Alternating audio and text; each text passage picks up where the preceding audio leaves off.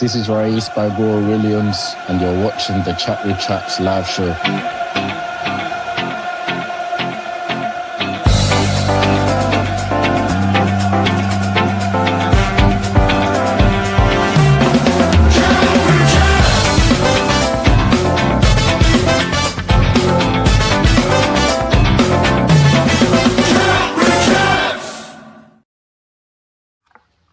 Good evening and welcome to the Chat with Chaps live show. I'm your host, Joe Zampa, and as always, please make sure you subscribe to the channel and like the show. It all helps with the algorithms. All the money we make goes to Cancer Research UK, as you can see. Massive thank you, as always, to our sponsors, Spectrum VR, at the bottom of my screen there, for the continued support for the Chat with Chaps this season. I'd like to introduce my first co-host. Is our very own, the one and only Disco Steve. How you doing, Disco? Really good, thanks, Joe. Thanks for having me on again. Yeah. Swinging. Come on, Stato. Get those hips moving, baby. Hey. There ain't no party until Disco's here. We'll get Stato dancing one time. He's one of those blokes and he just stands at the bar with a beer. Yeah. I am. The old foot starts tapping, doesn't it? The foot starts tapping, then the old knee starts going next minute. Although after a few beers, I think I'm Michael Jackson. Oh, so, love it. Favorite Michael Jackson song, Sato? Beat It, right. Disco, how are you, mate? Yeah, really good, Joe. A lot more positive after last night's performance as well. Not saying it was stunning, but lots to be encouraged about, I would say. So looking forward to tonight's show. Good stuff. Cheers for being on with us at Disco. And next up, he's the man behind Angelo's Analysis. I'm looking forward to having his weekly show back again once the season starts. So look out for that throughout the season. It's the one and only Angelo Miliotto. How you doing, Angelo? You good? Yeah, very good. Good evening. Good evening, everybody. Good evening, listeners. Good stuff. Hopefully you'll have some nice little quotes throughout the season when you start slating a few of the players and rollicking them a few of them. I'll be eagerly sort of anticipating, waiting to record a few of those. So look forward to that. Cheers for coming on, Angelo. And last but certainly not least, it's the man with all the stats, the Millwalking Encyclopedia. It's the one and only Stato Steve. How you doing, Stato? I'm good. I'm going to follow on just a couple of bits from what you said, Joe. The channel is on 3,460 subscribers. So we're only 40 away from 3,500. So if, guys, please share, please, get your mates, your brothers, your sisters, your nan, whoever to subscribe to the channel. We're close to 3,500, which would be really, really cool if we can get there before the season starts. The season, could we not do that tonight? Tonight, yeah. 40 subscribers tonight. Aim high, Stato. Aim high. All right, 40 subscribers. Aim for 40. We might get 37. Will Stato do his Michael Jackson dance if we do it tonight? No. Tonight. If we get to 3,500 subscribers tonight, Stato, we're going to play Beat It, and Stato's going to do the moonwalk. Yeah. I've got to drop off, lads. I'm out. I'm sorry, I can't. You can't beat it. Stato said he's going to do it. Is that right, Stato? Gives a nod. He's done it. He's in. Gives a nod. Locked in. Locked and loaded. That's it. Good stuff. Right, guys, let's go to the chat and see who's with us this evening. So, first through the door is the friend of the show. Hi, everyone. Jeff Chandler. How you doing, Jeff? Hope you're well, mate. Alex MFC, there you go. Bang on time. Always on time, Alex. I don't know why we thought you were ever late, I tell you. Dave Miles, good to see you, mate. Hope you're well. Anthony Smith, hope you're well. Good, Anthony. Jeff Cook, how are you, mate? Hope you're good. Tommy, good to see you, mate. When we saw that earlier, Bad Luck Billy, in the comments, linked to a little secret, we're thinking, oh, no, they tell you Billy Mitchell's injured already, like for his new club. And then we looked back at the post, we saw that Billy was working late tonight, so that explains it. Dave W, good to see you. Evening. Leslie Goddard, hope you're well. Hughesy, hope you're well, mate. Are you good? Mark Lindsay's in the house. Andrew Cahill, hope you're good, mate. Andy Roberts, Dave Turner, Floki, I've got a message from you from Ben Green.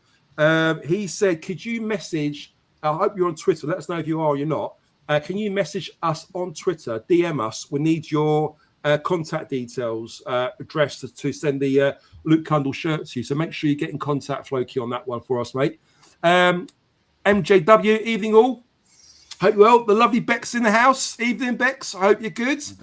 Good to see you yesterday. Falsey, hope you're well, mate. Dan, the awful gambler, is in the house. Mark Barnes. Evening all. I thought I would bring the youngsters through. Abby wants to listen to the Joe Zampa at full throttle. Bless you. Right? Hope Abby's good. Abby, good to see you. You're there still. Wall Lion, hope you're well. Stephen Stocks, good to see you. Born Free, Die Free. Oscar, hope you're well, mate. Hambo. God, there's loads coming in. Stephen Stocky, hope you're well, mate. Good to see Joe and Al, your brother-in-law. Yeah, I couldn't believe small world. I saw Stocky yesterday at the football. He knows my brother-in-law, Alex, as well. Alex, the really small guy, Stocky. He's about 6 foot wide, and good to see you, Stocky. And there you go, Carl Bracey as well. Johnny Woodworm, good to see you. Heads and Shoulders, Angelo, awful gambler. There you go, Carl Bracey. Morning, boys. This is from New Zealand, Clemo. And there you go, Form 3. Okay, well, I think we're there. Keith, good to see you, mate. Big E in the house. Good evening, mate. Good to see you. Right, I think we're there, guys. There you go. He's an absolute unit. He is. Right, that's it. That's done. So, Floki, make sure you get in contact, mate. We need to get your contact details. Boys, Joe, Joe, just before we start, that point that David put up on the can you put that quote back? Anyone lose a lot of points on the ticket website? Yes. Contact the ticket office, David. But what people have been caught out by, that it's a rolling 2-year tally. So you lose the season, what would have been 3 seasons ago. So if you did loads of away games in that year, that kind of drops off. So it gives people a chance to recycle. So, but contact the ticket office first. But people have been caught out by it. So I think it's Joe. There's a guy called Joe that works in the ticket office. Just doing the Lord's work, guys. Just doing the Lord's work. But no, contact them and they'll sort it out, mate. This is why Stato's here. Yeah. He doesn't give us stats what's on the pitch. He gives us all the shit going off the pitch as well. So well done, Stato, mate. And hope you get that. You get that sorted, David. Cheers for that, Stato. So, guys, yesterday, Mill drew 1-1 away at Bromley in our latest pre-season friendly. Thoughts, Disco? What's your thoughts on yesterday's game? You watch it, Angelo? Yeah, watched it on a string, Joe. Oh, sorry. Did you? Sorry. Was it as dodgy as your feed now? Oh, talk to me, or Angelo? Disco, I love you. The quote was, "What did you make of the game yesterday, Disco?" There was a clue at the end. What did you make? What did you what? What, I missed something? Oh my God! I tell you what, I turned 50 last year. I feel so fucking young every time I look at this guy, I tell you. Disco, what did you make of yesterday's game against Bromley? I was talking about that. That's what I'm trying to talk about. Oh God, love it. Oh, even Bex is worried. Are you okay, Disco? I'm missing something here, aren't I? Sorry, I've had a busy day. You need to get an injector button and just inject him out. Yeah. Angelo, what was your thoughts, Angelo, on yesterday's game? Oh, poor Disco. Are you talking to me? No, right, okay. We'll let Disco recompose himself. Yeah, we'll give him a couple of minutes. Even his best mate is saying, "Jesus, get him off." I don't know what I've done. Oh dear. Go on, Angelo. As you all know, I completely and utterly hate friendlies, but I've watched every one, and every single one's wound me up, and I get totally invested in them. But I genuinely think some of the performances have been okay. There's been some nice patterns of passing, especially in. I thought the passing in the Stevenage game was pretty decent, but the problem we've had is putting the ball in the back of the net, haven't we? No one's really peppered our goal. I know we're playing like lower league teams, but I thought last night the performance was better. We saw more of the stronger players. We scored a goal. We actually scored a goal. pre-season. Nice, wasn't it? So yeah, listen, we got one more, haven't we? We got one more on Saturday, and then the real stuff starts. But yeah, I'm just looking forward to getting the friendlies out of the way and get cracking on the real stuff, Joe, mate. But yeah, well, obviously we're going to talk about some of the players, but there was some good performances, mate. Yeah, which we'll touch on. No, I agree with that, Angelo. Disco, are you back in? Can you hear us? I can hear you. Yes. Good stuff. What was your thoughts yesterday on our game yesterday? Right, the Bromley game, yes. Yeah, maybe there's a delay. Is there a delay? Is there on the feed? Maybe. No. Okay. I still don't know what you're just delaying, are you? I'm just thick. Yeah, that's all it is. I'm old and thick. No, I think like Angelo said, let's get it in context. It's they're friendlies. It's all about getting minutes in the legs, as they say. But I could definitely see progress from the previous games. Frustrating that we haven't created. Well, we have created chances, probably finished the chances. I think the balance being we've been a bit unlucky, Both keepers in the last two games have had worldies. I mean, that chance of a Conte without going into detail, it sort of literally stuck it on his back, didn't it? The keeper. So another and it's a nice goal for him. He saved two with his legs. But you could definitely see improvements. And I have to say, for me at this stage, early days, but all those, including the trial list, which we'll probably come on to, all looked pretty decent. And as I say, early days, don't want to judge too early, but looked like they could become good Millwall players. So I think lots to be encouraged about.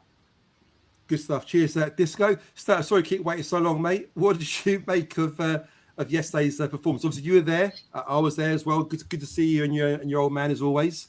What did you make of our performance? Yeah, I mean, pre-season's been a little bit underwhelming.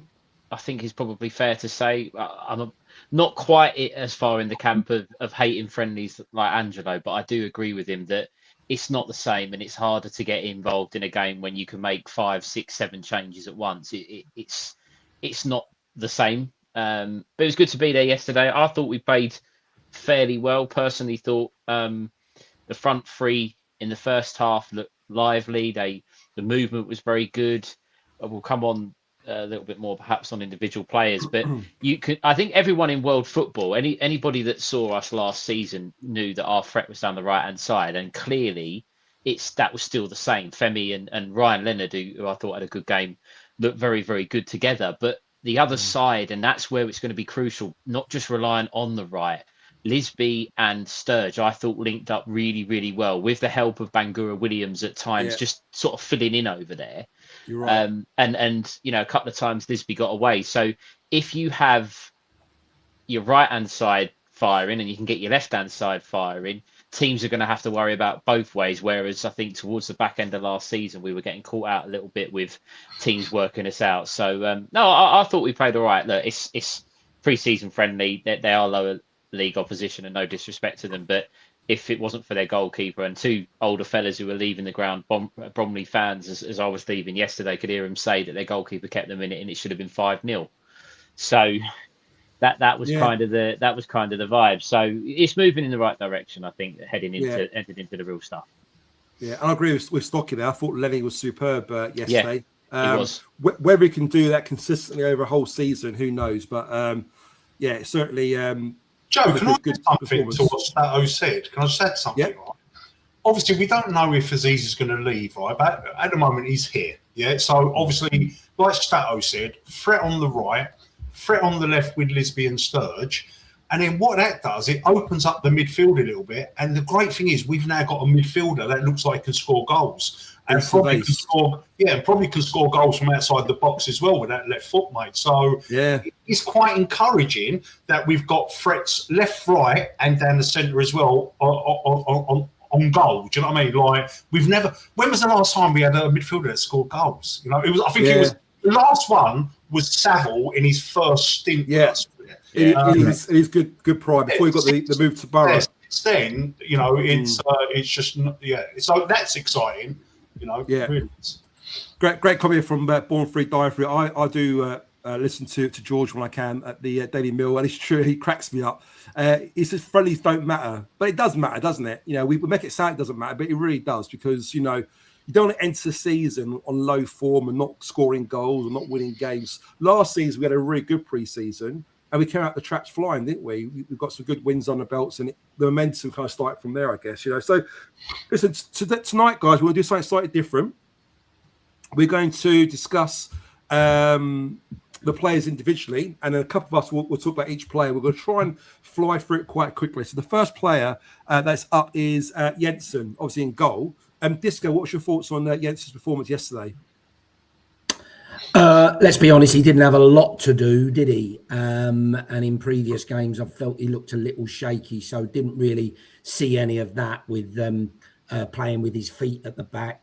Look, the goal was a deflected shot. Could he have done better? Not really sure. I don't want to be too critical, but I do think I'm nervous that could be a dangerous position for us if we're not careful. So I'll put me colours to the mast.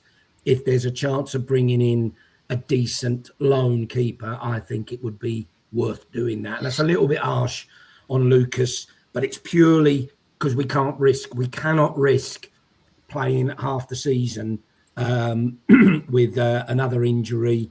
And not that Crocombe isn't good enough, but let's be honest, the team didn't feel he was good enough last season to get us over the line. So I don't think that changes. So I think it's an area we can improve. But look, if he's fully fit and up for it, etc., listen, I don't think he'll hugely let us down, but I am a bit worried about that position right now. Awesome. Cheers, Disco. And then Stato, same question to yourself, mate. What did you make of Jensen's performance yesterday? Yeah, he didn't have a lot to do, and I think for him it's just about playing football, really, isn't it? He's missed so many games. He's been out for so long, and much like Steve, I've been in the give him a chance, let him be the number one. Then I'm thinking, oh no, I think we need another goalkeeper, and I'm really on the fence with how I see it. I think people keep telling me that he's not going to be the same as a goalkeeper. You're not going to be the same after that type of injury. And there are times I know we're talking about last night, but I was at Gillingham and he looked really, really shaky, and it's hard. It's really, really difficult, but it's probably what they're trying to do is they don't want to use up funds if they don't have to. So they're giving Jensen the best opportunity to prove himself to be the number one, which means they can go and spend money elsewhere. So I think you'll see him in goal for the QPR game, and I think you'll see him in goal for the Bristol City game, and then they'll obviously have to make a judgment call at that point. But last night, don't think he could have done much with a goal. It was a deflected effort. They're first on goal, I think, in the first half, and that was about it, really. He didn't really have to come for anything. He didn't have to make many saves. So just minutes for him, and he's probably happy that he could have a game where he can kind of just watch it go by and build up a little bit of match awareness. Cool. Nice one. Cheers to that, Stato. Next up is Lenny. And this one goes to myself and yourself, Disco. So, as I said earlier, I thought Lenny was great. I thought he was full of running. He was trying to overlap and get forwards and give Aziz the support when he had to. Defensively, he looked pretty decent. Won his headers, won his duels, and there were some big units, Disco, weren't there, that he was trying to mark as well at the back there. So fair play to him. I think he's done really, really well. And my question is, like I said before, can he maintain that every game or for the whole season? My gut feels I don't think he will because of his age. But if we're going to use him as a squad player, and let's say Kramer does start or we sign another right back to replace Kramer if Kramer leaves, then to have him in the squad is so important. Equally, Disco, he then moved to left back in the second half. And I thought he was equally as good. Done a lovely little Cruyff turn as well when he was trying to clear the ball out of danger. So for me, Lenny was brilliant, and hats off to him. Well done, mate. And you're doing the oldies some justice there. So how about yourself, Disco? What's your thoughts on Leonard?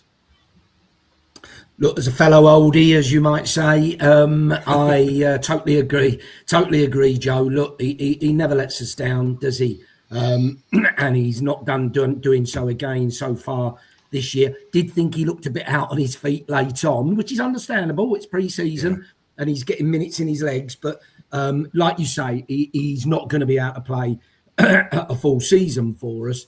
But as maybe as a starter in key games, but also as a support mainly. Listen, he will be very, very a useful asset for us to have. So I think we've definitely got another season in him, which will be to our benefit. So yeah, well done, Lenny. Fucking brilliant again, I thought. Yeah, as you say. Good stuff. Next up on the list is I don't know how to pronounce this name. So it's Danny. Is it Batter or Bath or it's Batth? How do you pronounce it, Stato? Bath. Yeah, I'd say Bath. Danny Bath.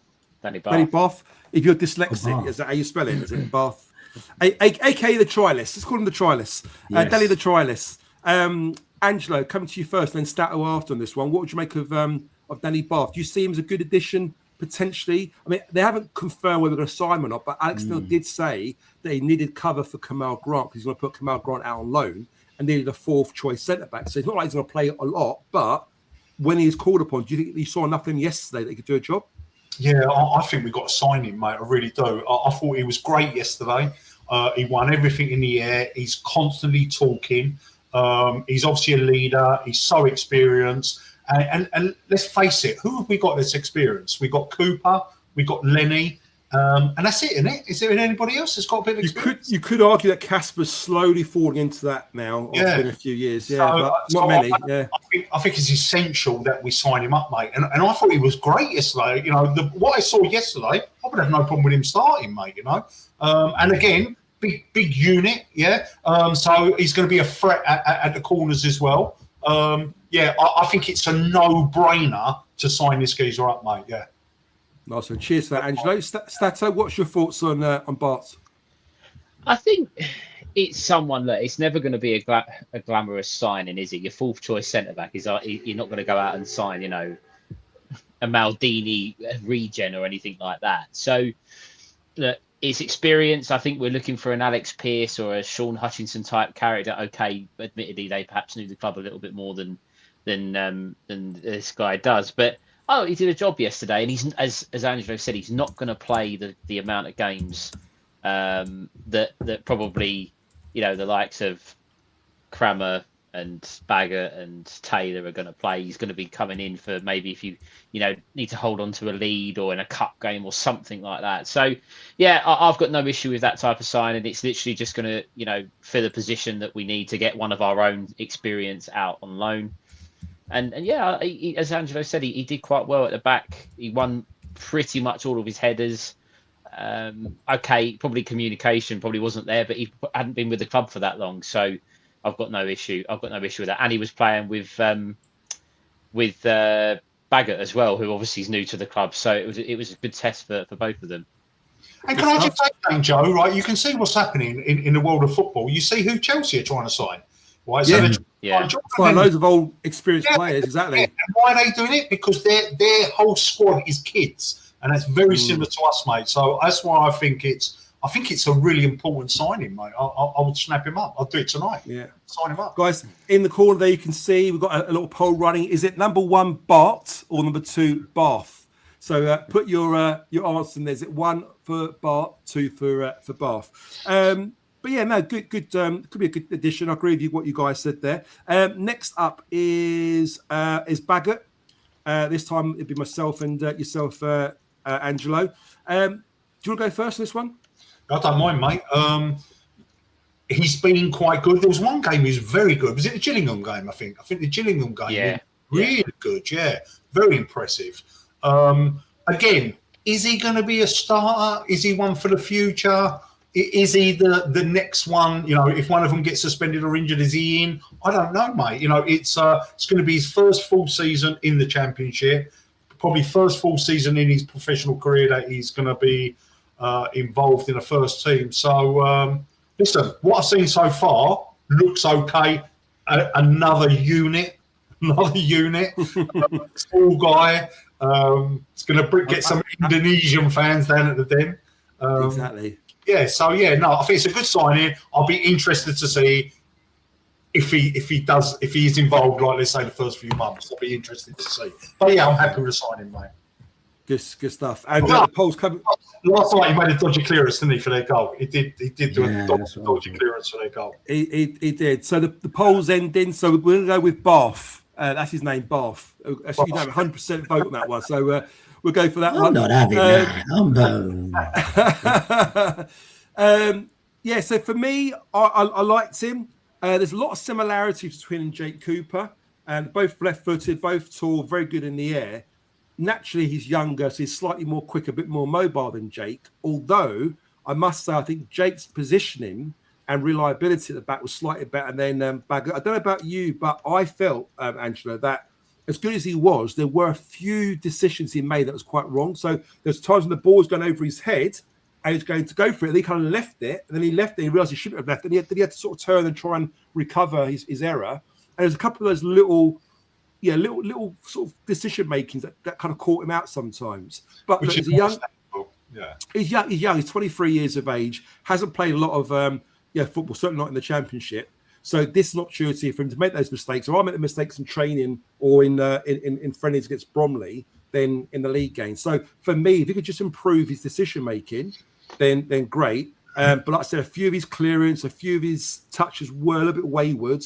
But again, he'll come good. He'll only get better and better, which is great. Joe, I think he's had the most minutes in pre-season, hasn't he? Since he's had a fair few, yeah. I mean, Jake was there yesterday, weren't he? And he wasn't used, didn't come on. So who knows what Alex Neil's thinking? Could he be the short-term replacement for Jake Cooper rather than long-term? Depends how he sees it. But certainly him and Taylor did look quite good at the back and did give us a bit more mobility, which is quite nice. But like I said, for me, Jake's experience at the back and his defensive side of it, I think we did miss that a little bit, but we shall see. Next, guys, is Sturge, Zach Sturge at left back. Stato, come to yourself first on this one. What did you make of Sturge yesterday? I'm going to make a bold prediction now.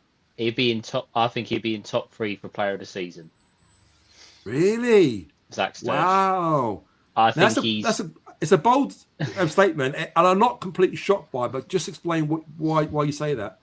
I think he is everything you'd want in a fullback. If you could clone him and make a right back version of him, you'd be absolutely delighted with that in this team. And I just think he offers you so much going forward. He seems to gel quickly with players that play in front of him. He did that last year with Ballo, already with Lisby. Looked like they linked up really, really well. His pace obviously will get him out of trouble at times. And look, he's not, let's be honest, in modern football, fullbacks are probably less about defending, more about going forward these days and being able to join in the attack. But I think one-on-one, he's pretty good. He's certainly not the worst we've had. And I just think he's a really, really good pickup from the club. Chelsea had obviously worked on him to a point, not going to get in their team, has to move away, lots of players do.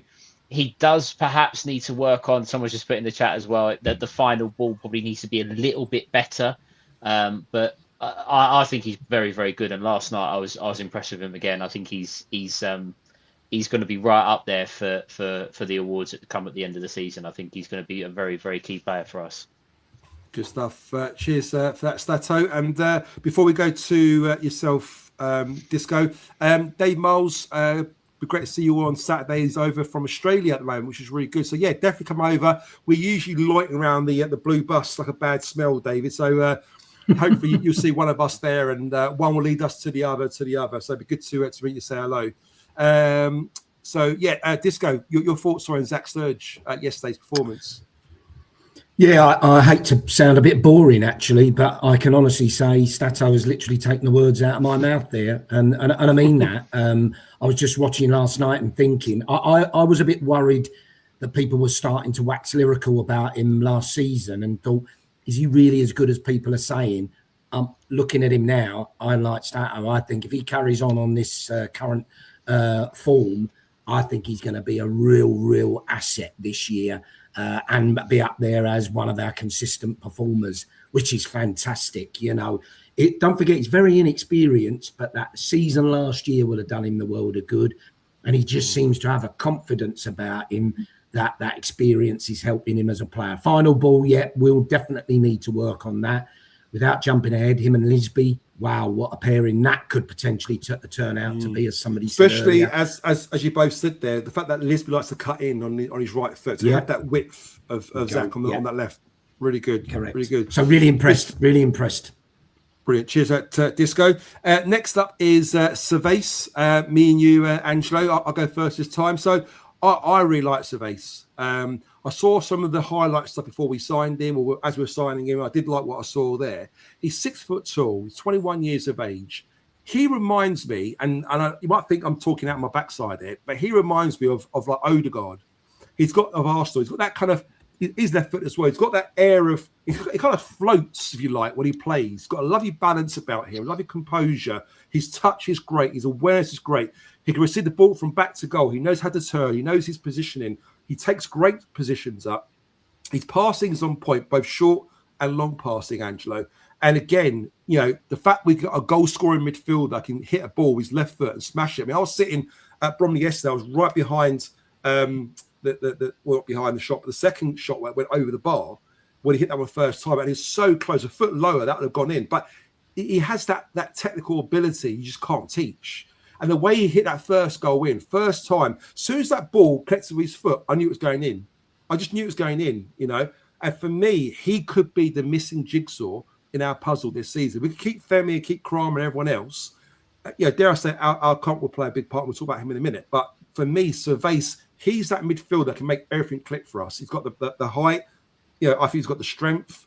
He battled. He took a couple of claps at the back of his head yesterday, Angelo. And for me, he was decent. What's your thoughts? Have you got Belgian blood in you, mate, Joe? Well, I might well have, but he's from the French. He's from the French side, isn't he, of Belgium? Your favourite players are all from Belgium, right? Yeah. I'm very, very excited about him. He has got an unbelievable good left foot. The way he put that goal in yesterday, that was just pure class. Yeah, that was like a Premiership class. Just put it in the corner. Goalkeeper just stood there. Yeah. There's two things that I'm worried about him, and I'm sure he's going to work on them. Yeah. Number one, I'm not sure if he is physical enough for the Championship straight away. Like it took Negley quite a bit of time to get to grips with the Championship. So I'm a little bit worried about his physicality. I know he's tall, but he's not really butch. Yeah. And then the other thing that I've noticed that he really lacks, mate, he's got a terrible right foot. I think he had a shot last night that I think ended up in Lucian. And then there was that chance, was it against Gillingham? He's just got to hit it with his right foot, and he opted not to because he hasn't got the confidence on his right foot. So they're my only two concerns. But I'm mega confident about the guy and mega looking forward to seeing him. And we was having this discussion before we went live, or was it since we've been live? When have we had a goal-scoring midfielder? And I can really see this guy getting. I can see this guy getting 10 goals, mate. Yeah, from midfield. So that is a major, major positive. So the only thing that I'm concerned about early doors, I've only seen him, I've never seen him in the flesh yet, is maybe work a little bit more in the gym and just work on that right foot, mate. But he looks like he's got it, and I'm excited to see more of him, Joe. I really am, mate. Yeah. No, all points you made there, I agree with. I agree on the strength side. It's the point that a lot of foreign players come over. Zian Fleming, Casper did it. A few others. When they come over, Negley, as you say, it takes a little bit of time to get used to the Championship. It's a tough physical league. I don't think it takes this guy very long. We're judging him on a few performances, and those guys probably had 6 months before they kind of got the physical side of it, or even a year sometimes. I think this guy would adapt much quicker. He sounds like he's not afraid to put it about. He's pressing, even on the 88th minute, he's pressing their defenders down. He's a fit lad, and he's not afraid to put a tackle in either. I think this guy's got it all, Angelo. I'm really impressed with him. And 2 goals and 1 assist in a few games, which is great. Can you imagine if he can carry that on into the season, mate? He's deemed as Billy's replacement as well. So, it totally gives us. Mate. It's totally different to Billy. Yeah. Right, next player up, guys, is Del Boy, Masu Saka. This is going to be a debate between Stato and Disco. Disco, do you want to go first on this one? What was your thought on Del Boy yesterday? Can do. Yeah, thought he was good, Joe. Like the way he comes deep, very deep, doesn't he? He was even he was alongside Jensen at one point, picking the ball up from him. In terms of playing the ball out. So he's very confident. And no pressure, no problem with him having the ball and playing out from defence if needed. Likes a tackle, doesn't he? He's got that sort of languid style about him where he's a little bit awkward, but he comes away with the ball, doesn't he? There was a couple where he stopped the ball from when the guy was trying to shepherd it out, and he backheeled it and kept it on. I'm sure that was Del Boy, wasn't it, who did that? Yeah. And then he did a couple of tackles from where I was watching on the screen. It was the far side, right in front of the Millwall fans, and I heard a big chant of Del Boy going up, for him. So he's very good. My one concern with him is I'm starting to wonder, are people going to expect too much of him this season? I think because he's finished last year so well, started pre-season well, featured. You say people who've had a lot of minutes. He's had a lot of minutes, hasn't he, in the pre-season so far? You'd say he's up there with the top minutes players. I just worry that we might, don't forget he's a bloody kid, isn't he? And he speaks a little English now. So we can't say that anymore, that he can't speak English. But I just don't want to put too much pressure on him. Yeah, he understands. And there's enough French players in that team now as well. You've got Cervez that talks French. You've got Kramer that speaks French. You've got Arcont that speaks French. You've got Casper who speaks a bit of French as well, though he's more Dutch, Belgium. And what was quite interesting, at half-time, you had, there was a moment, Disco, you had Zach Sturge, I'm sure you saw it stat at half, so you had Zach Sturge, you had Race Bangura Williams, and you had Lisby, all sort of chat amongst themselves, and then you had Cervez, you had Arcon, and you had Del Boy, all sort of chatting together. You can imagine chat away in French. They've got their little groups, haven't they, little pockets in that squad, and it's just so good, the camaraderie they've got there. So cheers for that, Disco. Stato, get your final words on Del Boy. What did you make of his performance yesterday? Next bold prediction, he wins Young Player of the Season. Ooh, there you go. Boom. He is everything. Yesterday showed everything revolves around Derek in this team, because if he drops deep for the ball, and it's his responsibility to get us going, whether that gets us to play out sideways, whether he plays through the lines. If Del Boy plays well, Mill will play well. And for someone, like you say, it doesn't speak the best of English, I'm sure that there'd have been a lot of work on that to get him up to scratch and over the summer. His physical presence in midfield, he is going to be, and I'm not saying he's like him but he is a cult hero like Jimmy Abdu. That sort of tackling midfielder, but with a little bit more quality on the ball than what Jimmy had, I think, and a lot more quality on the ball. Yeah, I think. Yeah, I think, he's young, and yes, there is a lot of pressure on him, and he is going to make mistakes, and he did make mistakes last night, but he's so good. The level of performances in the playoff games against Hull, he was Millwall's best player over the two legs by a long, long way. And for someone that, we all, and it's the same as our contact, someone has gone out to the French second division and gone, he's the sort of midfielder that we need in this team. He's someone that we can get money out of or performances out of, and I think he's the sky's the limit for him. But we're so reliant on him dropping deep and picking the ball up. He's got to be on his game every week for us to play well, because Alex Neil clearly trusts him, but you just hope that he can handle the pressure, and I think he can. And if he does, some player he'll be in the Premier League within a couple of seasons if he just continues on that path. Big words there, Stato. Nice one. Joe, can I say, mate? Yeah. Who the hell starts in midfield at Bristol City? This is my question. Well, we're coming up later in the show, so we will talk about that a little bit later, Stato. Next player up is Femi Aziz. Stato, Angelo, you go first on this one. What do you make of Femi? Yes, it's good seeing Femi in pre-season. There was a moment when were you thinking, is he or is he not going to play? We're going to wrap up the cotton wool until he gets sold off or something. But he played yesterday. What do you make of his performance? Yeah, listen, with Femi, 1 minute you don't see him, and the next minute he puts like worldy cross across, like that. He put a couple of crosses in for Lisby, didn't he? One Lisby nearly got him on target. It was like acrobatic effort. And obviously the run that he made for the goal is just like class, mate, isn't it? Along the byline. It's quite funny when Lenny had to sort of like quickly get up and move out of the way, didn't he? He's just a class player, mate. And also, what I liked last night, he put a couple of shit crosses in, and he was fuming at himself, wasn't he? Yeah. He was really fuming at himself. So, mate, I pray there's a miracle that somehow we keep him at least till January or something, you know. But, you know, and look, you know, I'm sure that all the viewers heard the comments from Alex Neil. You know, Alex Neil post-match last night said, Femi Aziz is going to be really important for us this season.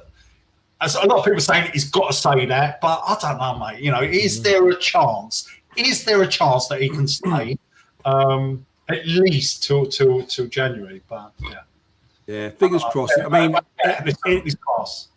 in an ideal world, we'd love to sign all these players and don't sell our best players, you know, and keep Femi Aziz. It'd be great, but we shall see. We shall see. My thoughts, I kind of echo what you said there. I thought he was quality. Again, you know, he's a player that's very hard to replicate. You know, we've seen players coming in the squad. You could argue that, you know, maybe Casper can do a good job as well as Del Boy or vice versa, or maybe you could argue that, you know, Doughty's not bad left back, so is Sturge. But when you've got Femi on that right hand side, we've got no player in our squad that can do what Femi does. He's a left-footed right winger to come in on his left foot, can go wide, cross with his right foot, get us goals, create chances. And you see fullbacks, they're literally frightened of him, aren't they, when they try and double up or go 1-to-1 with him. So for me, I thought it was yesterday he was class. You can see he's slightly rusty.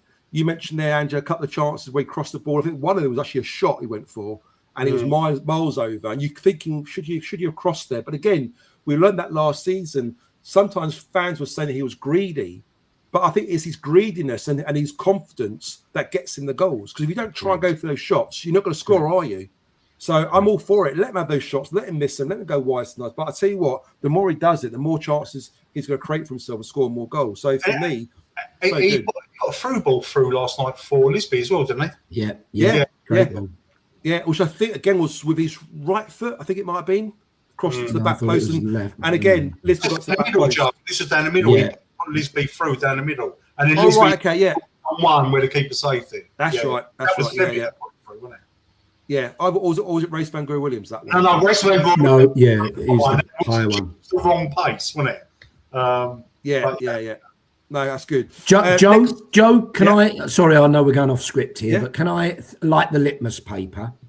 Because I noticed, as Angelo put on our chat this morning about Alex's comments last night, and I'm going to light the litmus paper now, and I might this time next week look an absolute fool. Won't be the first time, surprisingly enough, but tonight, let alone ever.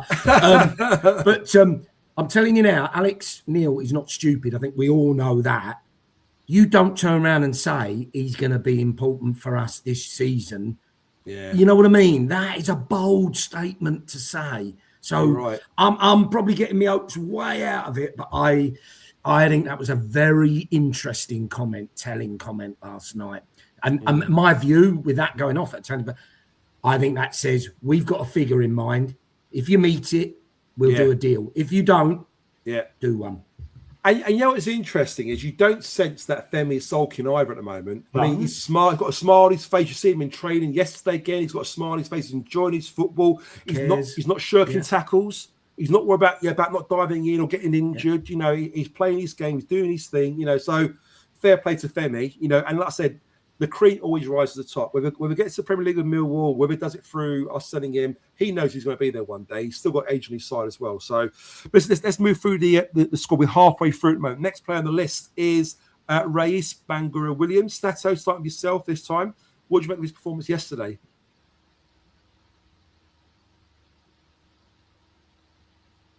Oops, Stato, can't hear. Oh, glad it's not just me.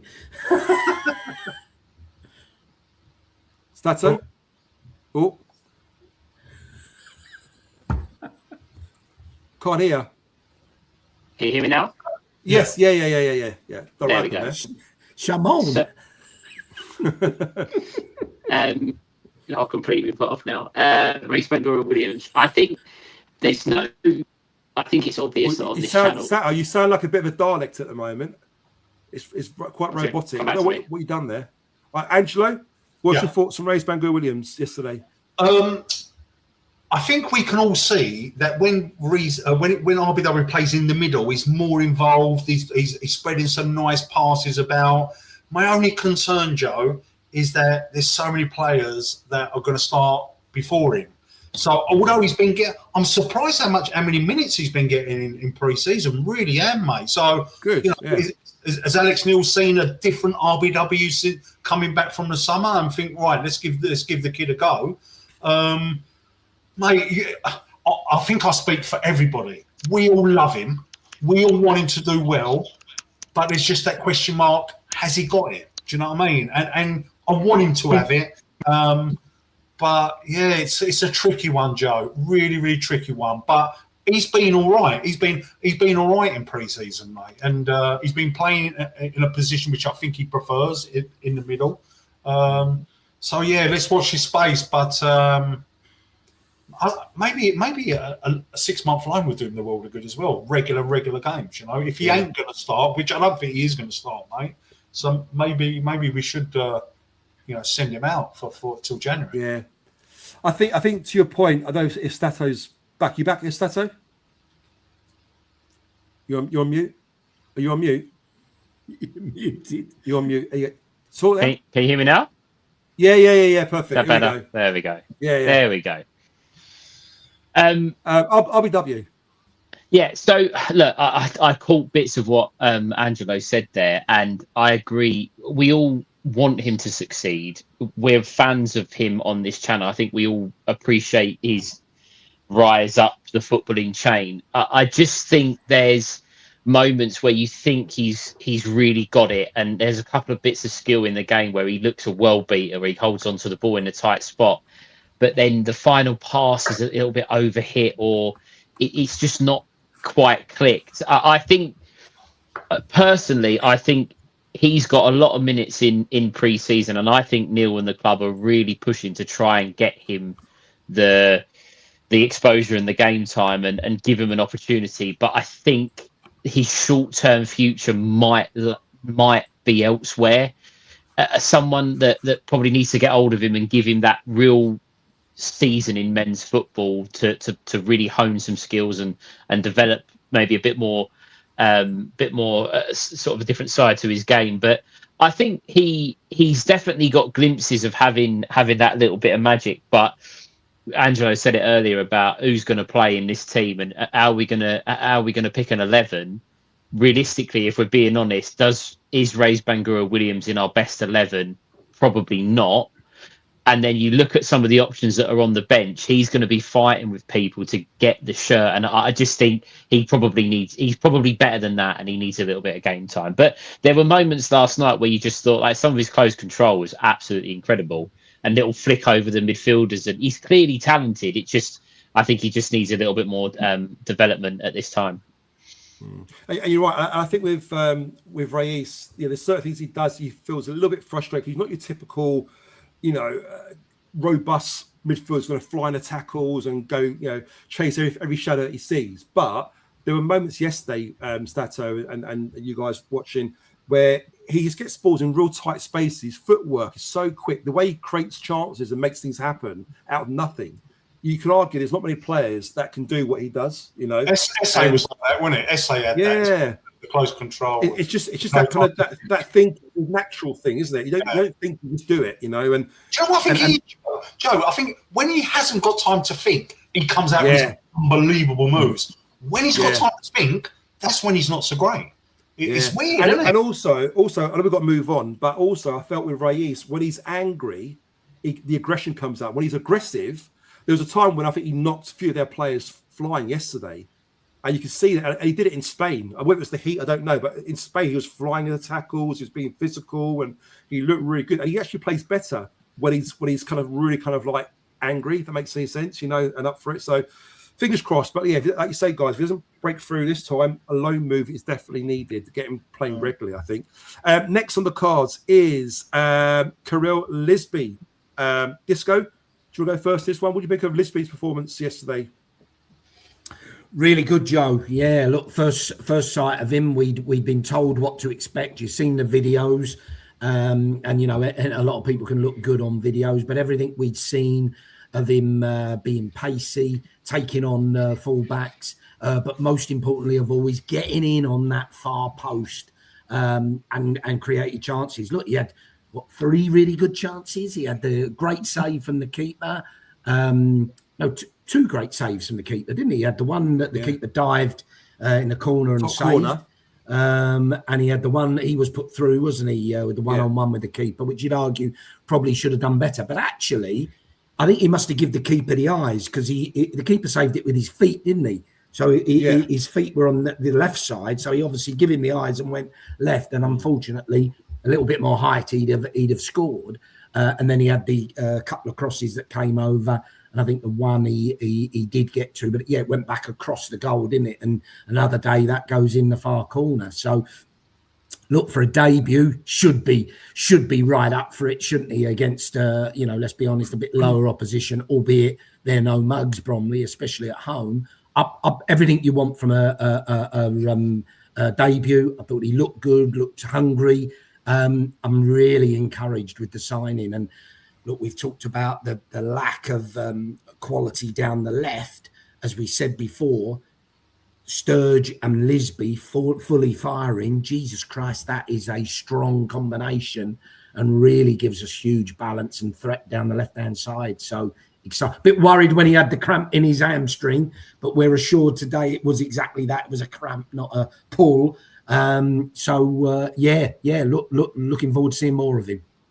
Yeah, that's right. And we hope it's just precautionary. Why would you risk it in a friendly? So hopefully there's nothing concerning there. But yeah, I agree with what you said there, Disco. How many times we watched Angelo's analysis when Angelo's berating Marku for not getting those areas, not getting on the back post for crosses, and it just seems like this kid, he always wants to be in that back post. He always wants to be in the box, and to have that mentality, he's going to get goals. You can see a lot of his goals for Peterborough last season was because he got himself in those positions. There might have been a few tap-ins, there might be a few little ones on the back post, but the point of the matter is he works hard to get in those areas. Even yesterday, the sprints he was doing to get into the back post, and he got unlucky a couple of times. But he's going to be a danger. If we can keep Femi and have him having those wingers both inverted with Kramer overlapping on one side and Sturge on the other side, we're going to be a real threat to most teams in this division this season. And, I like him. It's exciting. If you're a fullback, you wouldn't want to play against him,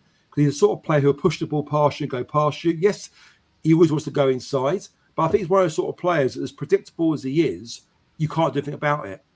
It's different with Femi. Femi can go left, he can go right. With Lisby, I think you know where he's going to go. But I think he's so quick and so precise and got such good balance that even though you know he's going to go inside, he'll go past you anyway. Yeah, he's that sort of player. But yeah, really impressed with his debut. Let's hopefully we'll see a lot more from him going forward this season.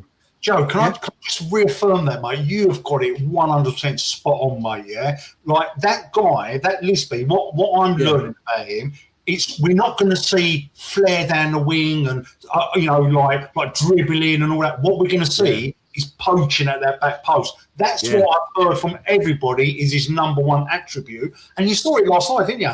Him being in that position, he nearly scored 3 goals, and you can see why he was scoring so many goals. And you're so spot on, mate. That was what used to frustrate me about Imaku, mate. Imaku was the opposite of what we've already seen out of Lisby. And there's no doubt that guy is going to nick loads of goals at that back post, mate. No doubt about it. To that point, Andrew, you could even argue that although Ballo was better than Imaku, he still didn't really get in those positions enough, did he?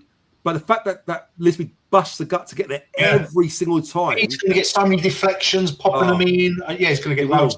Really, as long as he stays. Yeah. Excellent. Right, next player is our cunt. Angelo, starting yourself, mate. What do you make of our cunt?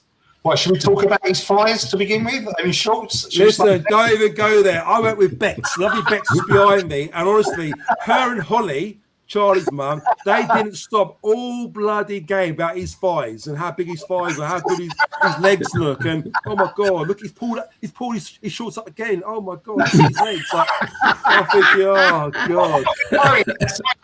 Love you, Bex. Love you, Bex. Yeah, I'm a bit worried saying it's going to pop out if you.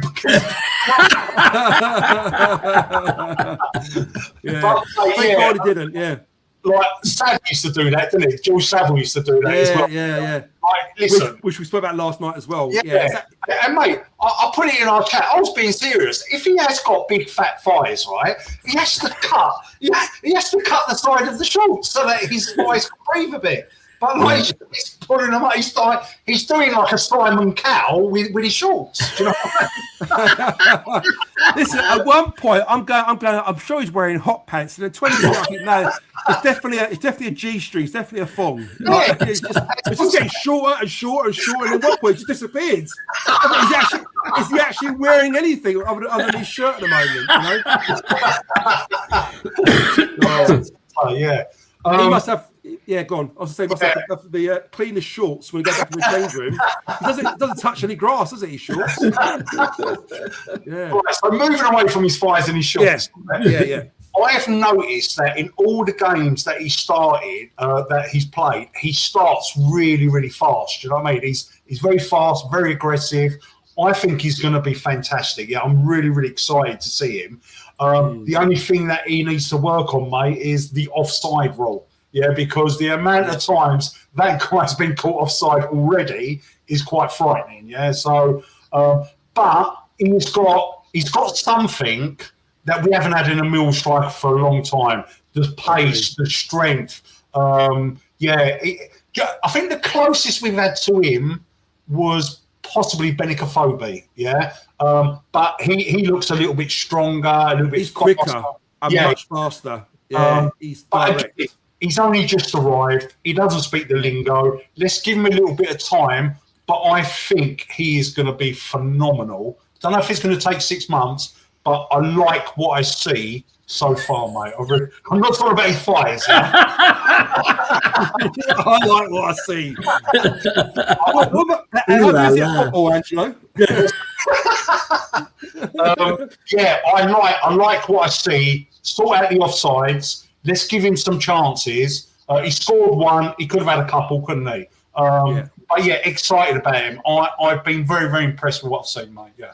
Good. I totally agree with you. I think he's got pace to burn. And when I looked in the first half, you got pace with Lisby, you got pace with them, you got pace with Alcon. I'm thinking, guys, if we went a goal up against any team in the Championship and they've got to come out and attack us, we're going to hurt these teams on the break. With that pace up front, it's frightening.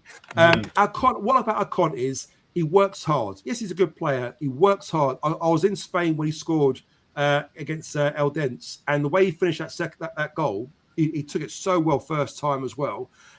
He's tenacious. He's aggressive. He can run the channels. He gives us something we don't have at the moment. And I'm talking about Josh Coburn and Ivanovic. As good as they are, they don't give us what Alcon gives us, and he gives us that kind of pace to going behind. To your point, Angelo, he might run himself offside. I think he's so quick; he doesn't need to be that tight on the shoulder. I think he can give himself a half a yard and still beat the defenders to the ball because he's that quick. And Bromley defenders, although they lacked technical ability yesterday, athletically they were good, and the defenders were quick and they were fast and they're physical. Against other Championship defenders who may be ball-playing defenders, not necessarily quick defenders, I think Alcon's going to run right against them, and I really look forward to that. And Joe, can I say another thing, right? Ivanovic, what is his biggest weakness? His biggest weakness in my eyes is it's too easy for defenders, too easy for defenders, right? Can you imagine us going two up front and the defenders have got to cope with Coburn and Arconte, mate? That is hard work, mate, because they are two strong physical beasts, mate, And I think it could work, mate, with them two, like, really giving, like, no defender's going to get an easy ride against them two, mate. No chance. Yeah, a good point. Right, should we move on? Next player, stay with us, Angelo, on this one, is Bex's the love of her life. It's the one and only Tristan Kramer. So I'd love to get your thoughts, Angelo. What do you think of Tristan Kramer yesterday? Pathetic Kramer. Do you know what? He was by far from pathetic, mate. When he come on last night, he was playing as if he was playing against Hull in the playoffs. Like he took it really serious last night. He was shouting, he was screaming, he was making loads of runs. He made a few great passes. I thought he was tremendous when he come on yesterday, mate. And it was almost like he had a point to prove I'm fit, I'm ready. I thought he was brilliant, mate. I really, really impressed with him. And again, I pray for Bex, and I pray for us that he stays. Mate. You know what's interesting? I agree with you. I thought he come on, suddenly he reminds us of what we miss. Yeah. When he's not in the team. Yeah, he's robust, he's fast, he's head down, he runs, he goes past players, he combines well with whoever's playing alongside him, the wingers. He gets balls in the box. He had one cross in the box, got to the byline, which I thought was fantastic, that any striker in the championship would be pleased to receive, be on the end of. What's interesting, though, is that I've got a feeling there's some fans out there that question his end product. I don't particularly. I'm quite happy with his end product. But I was with Mickey yesterday, which is Ben Greenstad. And we know Ben always talks. I'm not trying to throw Ben on the bus here, but Ben always says, Cromwell needs to improve in the final third. And doesn't do enough for him. Mickey's dad was saying exactly the same thing yesterday. And we had a bit of a debate discussing it. It's interesting getting that thought process. Do you agree with that? Or do you feel that Cromwell's more than good enough in that final third? I feel he's getting better and better and better. Every game he plays, his end delivery and his cross is getting better and better. Mate, he got, how many what did he get? 6, 7 assists last season? Do you know what I mean? I think it was 7, maybe. Yeah, and that's great, mate. Do you know what I mean? Like for a bloke playing in a position that's not supposed to be his, I don't care what anyone says. He is a right back. I never ever want to see him at centre half, and he's brilliant, mate. He's brilliant. And last night I was so impressed with him. He played last night like it was a league game, mate. And he hit the bar as well, didn't he, Joe? He hit the bar as well. He did with a header. We do say he needs to do a lot better in headers, guys. In the chat. Is Cromwell good enough in the final third? 1 for yes, 2 for no. Let us know, and we'll run a poll now on the top left-hand corner. Actually, that's the wrong poll, isn't it? Let me get rid of that one. Hang on, where are we? There we go. Look, is Cromwell good enough in the final third? 1 for yes, 2 for no. Bexy's voting. I can amend that. Yeah. Joe, yeah, exactly. Joe, stick Ellie's comment up if you can see it. Because I had similar conversation with Jeff this morning.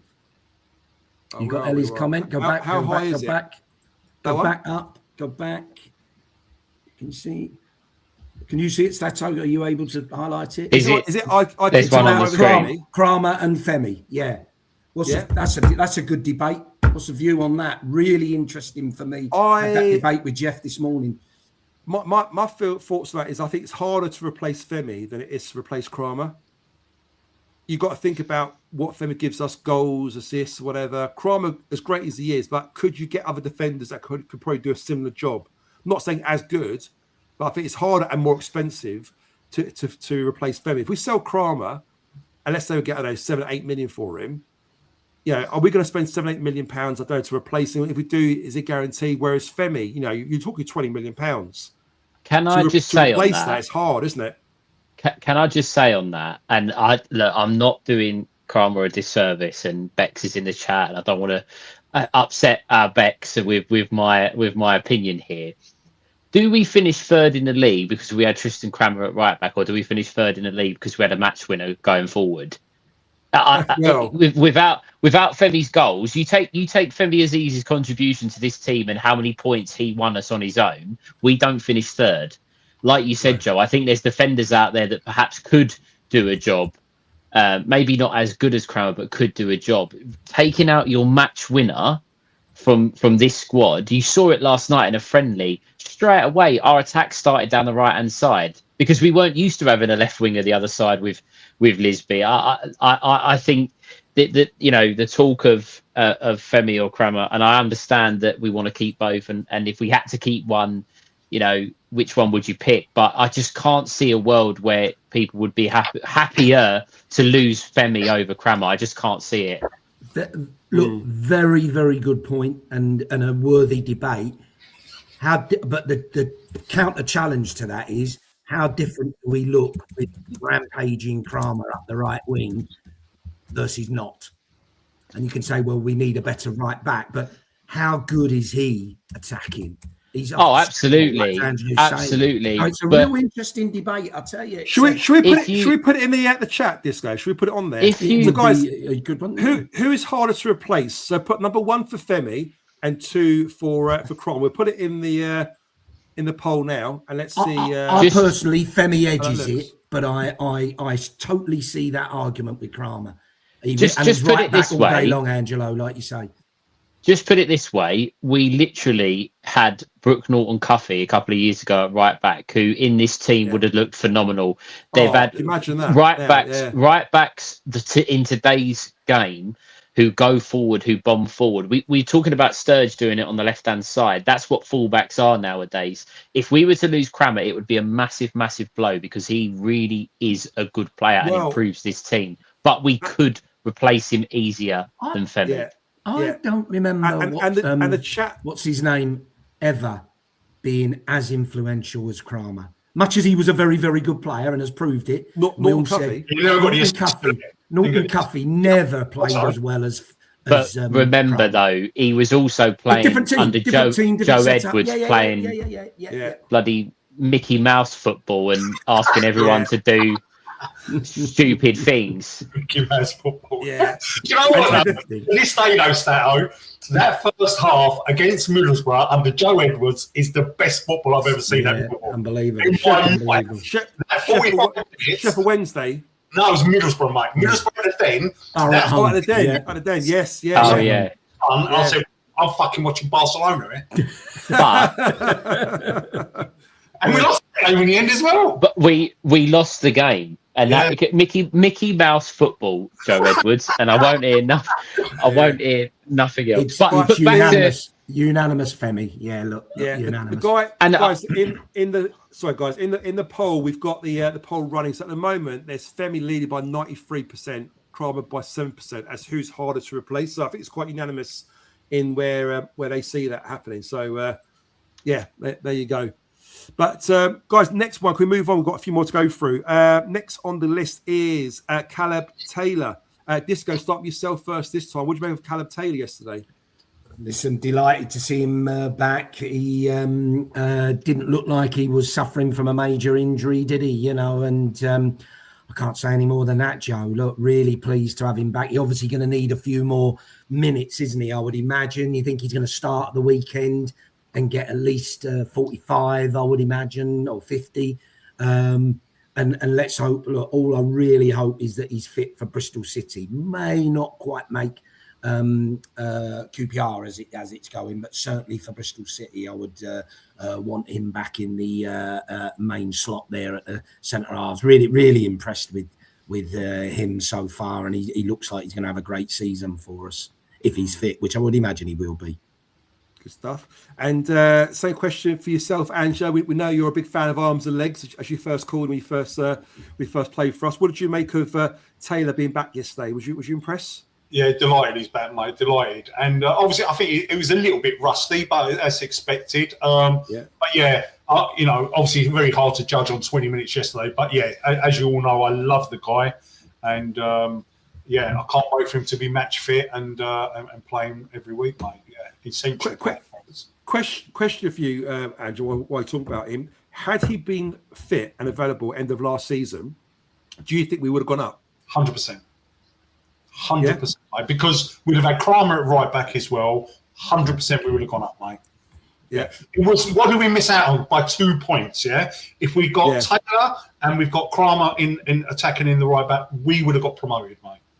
Yeah, I'm going to put that question in the chat. It'd be interesting what everyone says in the chat. So, if Taylor, Stato's face, I'm not sure.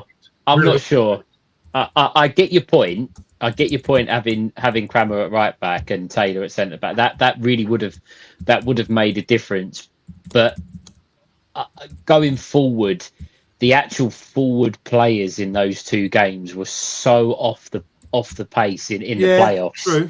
And look, it's all ifs and buts in it. We say this all the time. I agree that in the regular season, perhaps we would have maybe at Leicester had a little bit more about us to get over the line, or maybe West Brom, although Taylor might have played there. But it wasn't just a couple of games. He missed quite a few, Taylor, didn't he? Yeah, he missed a few. But if you look at our running and how we performed, it was only really Leicester that West Brom, but he played in that one. I think it was only really Leicester that. The 2 points. Would Taylor have been able to handle Suter's header, because Suter just got over the surge? I'm with you, Angelo. I'm with you, mate. Like, right back. Suter have got that header. Who knows? Yeah. And I do feel we did lack that attacking threat from right back. Lenny, as good as he was, I think it was a long season for him. You could see that he was tiring a little bit in some of those games as well. But Kramer, can I just point out though? Yeah. Just point out that if some buts, we get promoted if it didn't hit Femi's shoulder in injury time against Leicester and his head. So it's ifs and buts in it. And I know we don't want to dwell on those kind of things, but to your point, Taylor puts us in a better position at the back. 100%. Yeah, I agree. Guys, get involved in the chat. If Taylor was available end of last season, would we have gone up? Put 1 for yes, put 2 for no. At the moment, we've got 5 votes in there. Come on. Yeah. There's 330 of you watching at the moment. So let's get a few more votes in there. Put a 1 for yes, 2 for no. Let's try and get this poll cooking while we're moving to next player. So Disco, Taylor, what did you make of his performance yesterday? No, I did him, Joe, to start with, didn't I? I before Angelo. Oh, you did? Sorry, he did. Yeah. Okay, no, save time, Yeah, Sykes, Stato, coming to yourself, mate. What did you make of Sykes yesterday? I think he's becoming a little bit of a Mr. Reliable for us. I liken him, he's never, like I said earlier about the try list, it's never going to be a glamorous signing, someone who's that utility player that can fill in a number of positions. But he seems to be able to play anywhere he's asked. He's willing to play anywhere he's asked. I thought his run for the chance at the end, I think was it Denor that put him through on goal at the end, and he ran through. He went getting himself across the goal, didn't he? He probably should have squared it, Steve. You're right, but he's popping up in all different positions, and he looks comfortable on the ball. Experience at championship level, 140 games or whatever it was for Bristol City. I think he's looking. I think he's looking like a solid, reliable player. I don't think he did much yesterday in terms of being either fantastic or not. Not very good. He was just kind of in the middle, but certainly someone that we're going to need we've said this before, in the 3-game weeks where you might need to have a little bit of rotation. You feel a little bit more comfortable with him coming into the 11 because you can see that he's comfortable, and that does have a little bit of pace. Yeah, no, agree. Got 3 more left to do. Next up is Josh Coburn. I'll go first. Start me and you talking about this one. So, Josh, yesterday, I mean, how can you not be impressed with a guy that gives it all? He goes to war, doesn't he? Every game. I mean, he must come home. Mrs. must think he's having an affair. Like, literally, he must have bruises and scratches all down his back and his legs, and he gets absolutely battered, doesn't he? Yeah, bite marks. Love bites, and honestly, he gets absolutely smashed to pieces, and he gives as good as he gets. Don't get me wrong.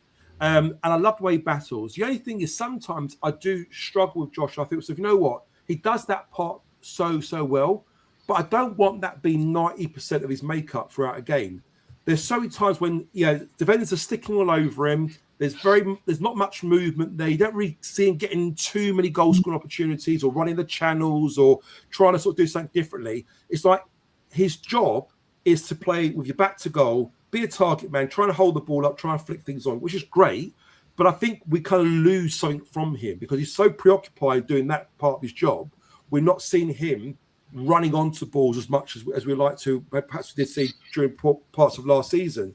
So, yes, I do like that. Whether it's because we're playing against like Stevenage or it's Bromley, and maybe we are almost having to kind of bow down to the way that they play and play to that style. I don't know. I just want to see more from Josh. I love the commitment. I love the battling. I just want to see the quality and give us more than just being a bit of a battling ram. Because I think he's better than that, and we know he's better than that as well. And hopefully we'll see other parts of his game we know that he's very, very good at. How about yourself, Stato? I think the thing is, Joe, and I do agree, you want to see maybe a little bit more from him, but two things. One, the Bromley centre-halves yesterday were huge. Yeah. They were big boys at the back, and they did have to have a little bit of a battle because of the nature of who he was up against. Is that going to be the case every week in the Championship? I don't think so. You might, as you say, the ball-playing defenders, the ones that aren't as physical, perhaps. And you take the goal he scored against Middlesbrough, the second goal, where he kind of controlled the ball, running into the box, opened his body up. He had one moment, didn't he, where he ran down the channel on the left-hand side, cut in, and you're thinking, hit it, and he did. It was blocked. But that's where he seems to have come alive. He looks fit. He looks hungry. His upper body is completely changed. He's less gangly now. He's more of a, he looks like he's developed. And I think I said it earlier, I think in our group chat, that if we keep him fit, we've got a proper striker on our hands. And I think him getting in the gym, in bulking up and working on that kind of side of his game should hopefully see him be available a little bit more. And like you say, and if you, again, we spoke about the threat of the wingers. If you've got Lisby and Sturz trying to put balls into the box one side, and you have Femi, Kramer, whoever down the right-hand side putting balls into the box, Josh Coburn's going to be lining up for chances. So little bit disappointed we didn't get to see as much of him yesterday, but I think the nature of the game and who he was up against dictated that he was used as a little bit of a battering ram rather than that kind of number 9 in the box.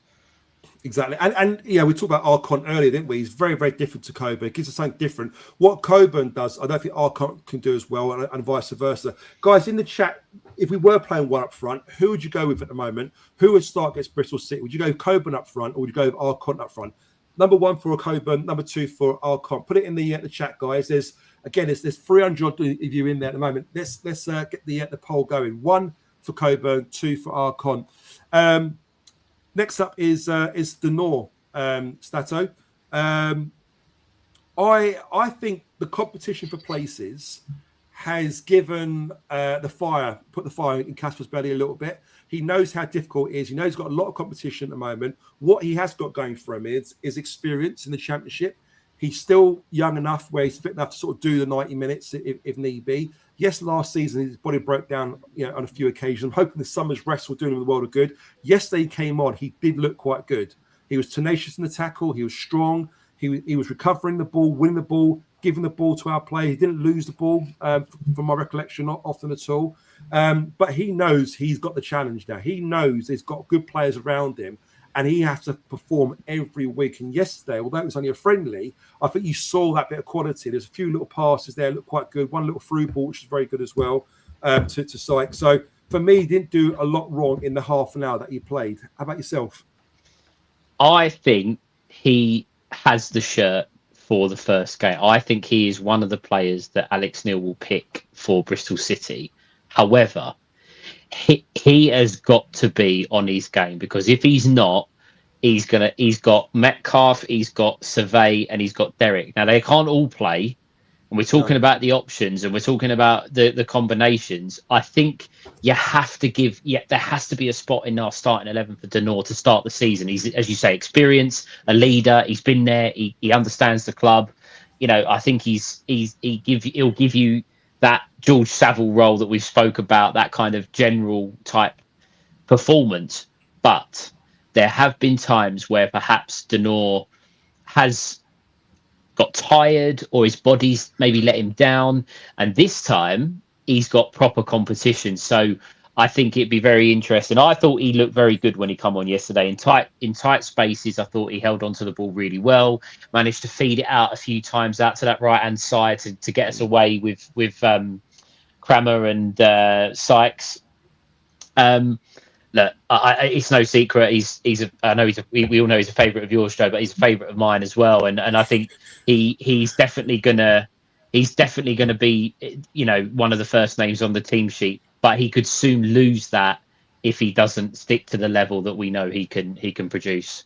Yeah, well put. Also, he looks fit, Joe. He looks fit. He did. He looked really fit. Yeah, he looked really sharp and fit, I thought.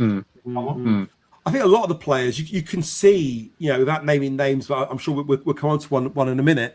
You can see the ones that took that summer seriously, the ones that went away, done the one-to-one training, done the fitness, done the conditioning, and done things right, and come back quite fit. And that leads me nicely, Stato. Joe, just before you do jump on, sorry, it's really weird tonight. Ever since Stato has revealed that he's a Michael Jackson mega fan. And he's actually got a pet monkey called Bubbles in memory of Sir Michael. I thought that was his missus. Oh, dear me. I'm joking. Oh dear me. She's going to be after you. She's going to be after you now. She hates football. She won't be watching this. Why should we watch this for? Exactly. No, I'm finding myself agreeing with Stato on most things, if not everything tonight. I agree wholeheartedly with Casper. Steve, I really do. I thought he really looked sharp last night and made a difference when he came on. And Joe, you've nailed it. Competition for places. He realises I've got to really raise my game. And I'm with you, Stato. He starts first game of the season, and it's his to lose, I'd say, which is great for us. Great. Do you know the great thing? On 60 minutes, you can take our two midfielders on and bring two classy ones on as well. Quality ones, yeah. We will talk about that in a moment. Hopefully, we'll have time to talk about that. But that was my point for later, is with the competition, yes, and you can't decide who's going to play. Is it going to be Cervez that misses out? Is it Casper that misses out? Is it Nebula that misses out? But I tell you what, as you say, Andrew, you can freshen things up in 60 minutes, 65 minutes, and bring on equally as good players with a fresh pair of legs as well. I mean, how good is that for the whole season? Last player, Stato, it's me and you against. Last one is Doughty. I'll go first this time. I felt with Doughty that in the summer in Spain, he looked quite trim. He looked quite good. I don't know what happened in Spain, whether he was on the old Madrid or I don't know what was going on there, but he's come back and he looks like he's put on a couple of kilos, and even when he came on yesterday, like he did look a little bit slightly overweight. I mean, I'm sure he'll lose that quite quickly. He might be one of these sort of players that gains weight quickly, but lose weight quickly. A lot of it's water retention, right? And it's about getting your diet right, getting your conditioning right and stuff. But what was concerning for me is he came on, it was a little bit unplanned because he came on for Lisby, who held his hamstring. So he didn't quite warm up. So I get that. He wasn't quite ready. But after 5 minutes, you could see him. He was blowing out his arse. He needed the water, straight away. But one thing you can't deny with Alfie Doughty is the quality that this guy's got. His touch would be a one-touch pass around the corner. His positioning, his passing, and the through balls, and the creativity, the vision that he's got. And honestly, this player on the ball is brilliant. So good. He just needs to take his career a little bit more seriously, Stato. Get himself fit, get himself, right. I'll tell you what, he could be a real player for us this season, but he's got to be right up there to get that working down below. And by that I mean he's he's fit. We're back to our con. Not his Corey, Disco. Stato, do you agree with that, or do you think differently to our I actually thought, and I might be in a little bit of a minority here, I actually thought he was all right when he come on yesterday. I thought he had a couple of nice touches, some crosses into the box, was really real quality. Yeah. A little nutmeg on the fullback as well. Interesting that when we made all the changes that we decided not to put him at left back, we kept him at left mid, which is interesting because it's another option as a wide player rather than a defender, which little plug for mine and Ben's shows we did over the summer with talking about our squad. We did speak about would that be a potential option, which it might be. He's just with the Alfie. He come on yesterday, and there was people sort of. I was standing yesterday, and the people around us were sort of looking, going, "My God, what's going on here?" Like he looks an absolute state, didn't he? And then his first touch, I think, was a really great first touch pass. And you think he's got all the ability in the world, and he's just 100%. It's just I think with Doughty, he strikes me as a player that because Luton got to the Premier League and he was a Premier League player, he's almost felt like he's made it. I've got to the Premier League. I've reached the top level. I was on the cusp of an England player. Yeah. I'm not comparing them directly here, but you take someone like Dele Alli, whose career just fell completely. He was golden boy for England, golden boy, and then all of a sudden things happened. I know he had his off the field issues, but Doughty's the same. He was at the top of his game, got relegated down to League One. He's got a chance to rebuild his career in the Championship with his supposedly boyhood club, his family's club, and you just think you just take it a little bit seriously. We all talk about. And I know we joke about we play in the charity games and we play football and this, that, and the other. We would kill to have the career to be able to put on the shirt of our own boyhood club. And Doughty's got that chance. He just needs to take it a little bit more seriously because, like you said, quality's there. Left foot is absolutely top draw. He just needs to trim down a little bit, and there could be a player there, but it's whether he wants it or not. Yeah, no, I agree. And again, look, this is not me giving Doughty a bashing for his performance yesterday because I thought he played really well. And as you say, he put some quality balls in there. I'm just thinking about the start of the season. We're so close to the start of the season, and he doesn't look that fit, and he's not quite sharp yet. And you really hope by now that he'd be trimmed, that he'd be ready to go. And I think if you get that part of his game right, I think he could play a real big part for us this season. Whether you two want to add anything else to that? Did you see that Twitter post from Venom about Doughty? No, what did he say? He put a video of when he used to, like his best bits when he played for Luton. My God! Oh yeah, I did see that. But again, look how trim he looked though. How slim he was back in those days. Yeah, it was incredible. All them clips were just unreal, mate. Yeah, different bloke, really. Different bloke. Yeah. Anything you want to add to that, Disco? Well, look, I'm totally in line with everything all you guys are saying, but are we being a little bit unfair? And I'm trying to give him the benefit they get doubt. Is it his style? Somebody said there he's always had a bit of a language style, but didn't look like that when that Luton clips, as you say, Angelo. But in terms of his style, is it the way he wears his kit? Some guys can look a bit smarter or trimmer than others. Is it a bit to do with the style of his way he wears the kit, or is he a bit overweight? Are we saying Steve? He looked it last season, but I thought he looked trimmer this season. No, he doesn't. Well, apart from Alcott, there's only one way apart from Alcott, there's only one way you wear a pair of shorts, and the shorts definitely look bigger on him than it does on anyone else. Yeah, that's what I'm saying. Sorry, Stat, go on, mate. I don't want to. You don't want to bash our players in pre-season, but Doughty was coming. He's coming off the back of one of the worst 25 minutes that anyone's ever played for the football club in the playoff semi-final. Correct. And it being a Millwall fan and this, that, and the other, he got hammered for weeks and weeks, and the jokes about his weight and him down the local, and he posted on Instagram that him and his missus have got a new dog, and they're like, well, let's hope he takes him out for walks because he needs to lose. Do you know what I mean? All this, he got absolutely hammered for it, and you don't want people to go personal and really hammer people online and at them and message them and stuff. But he's a professional footballer, and last night, when he come on, to me, he looked like someone to me that wasn't taking it as seriously as he should. Yeah, that's the biggest shame. That's the biggest shame for me. Yeah, that's the biggest shame. Right, let's move on. Guys, cheers for doing that. I know it took us a while. Again, whether we'll do that again going forward, we don't know, but it did take quite a long time to go through that. Maybe we just do one host to one player, maybe it might do it in half the time. Yesterday we also saw the retirement of Byron Webster. Obviously Byron retired at the age of 39 after 22 years playing career.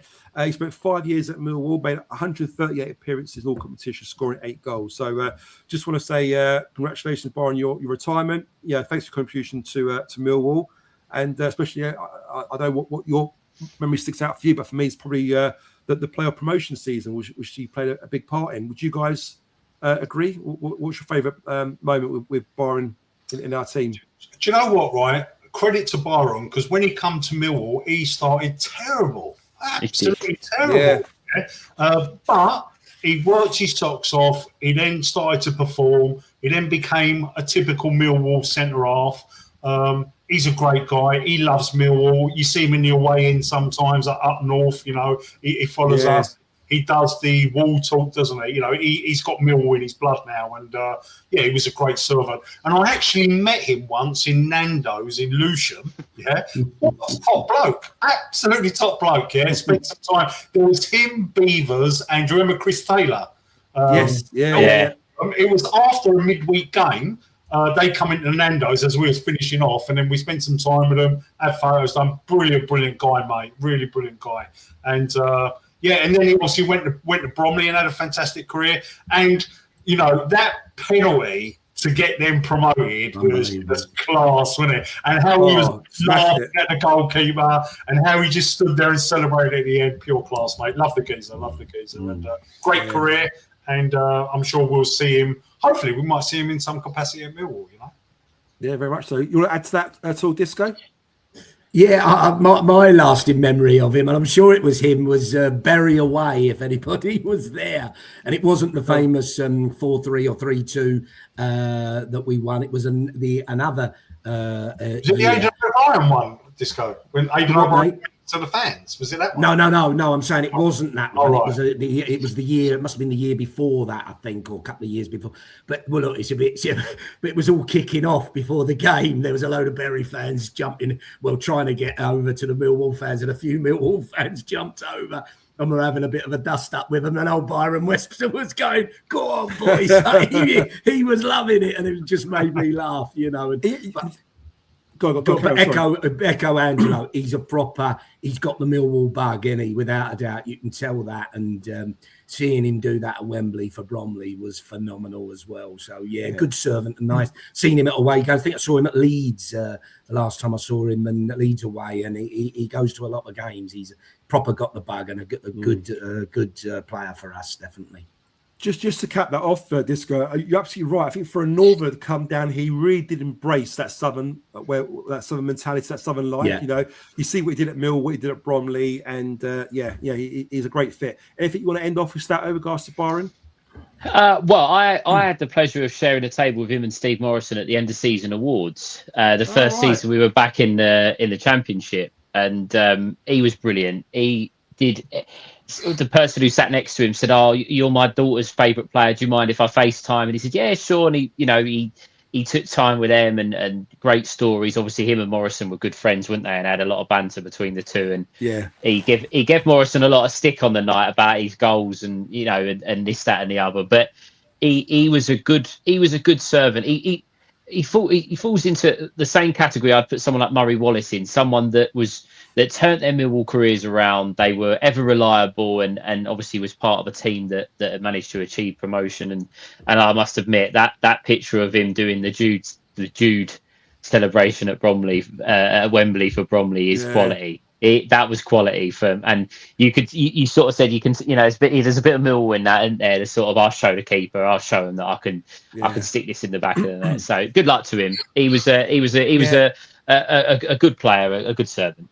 Very much. I'm sure he will remain in football in some capacity, probably as a coach or manager or whatever, but we wish him and his family all the best for his retirement, Byron. Next question I want to touch on before we end the show is, we talk about who starts in midfield. As we discussed, we currently have a lot of strong midfielders at the moment, and lots of options with several players performing well. Now, I've listed a few here that could be considered as a starting player in our midfield at the moment. So we've got Del Boy, Derek Matsaka, we've got Cervase, we've got Negley, we've got Denor, we've got Bangura Williams, we've got Metcalf, and don't forget Luke Cundall as well. Now, and Dan Kelly, if he's fit. And Dan Kelly.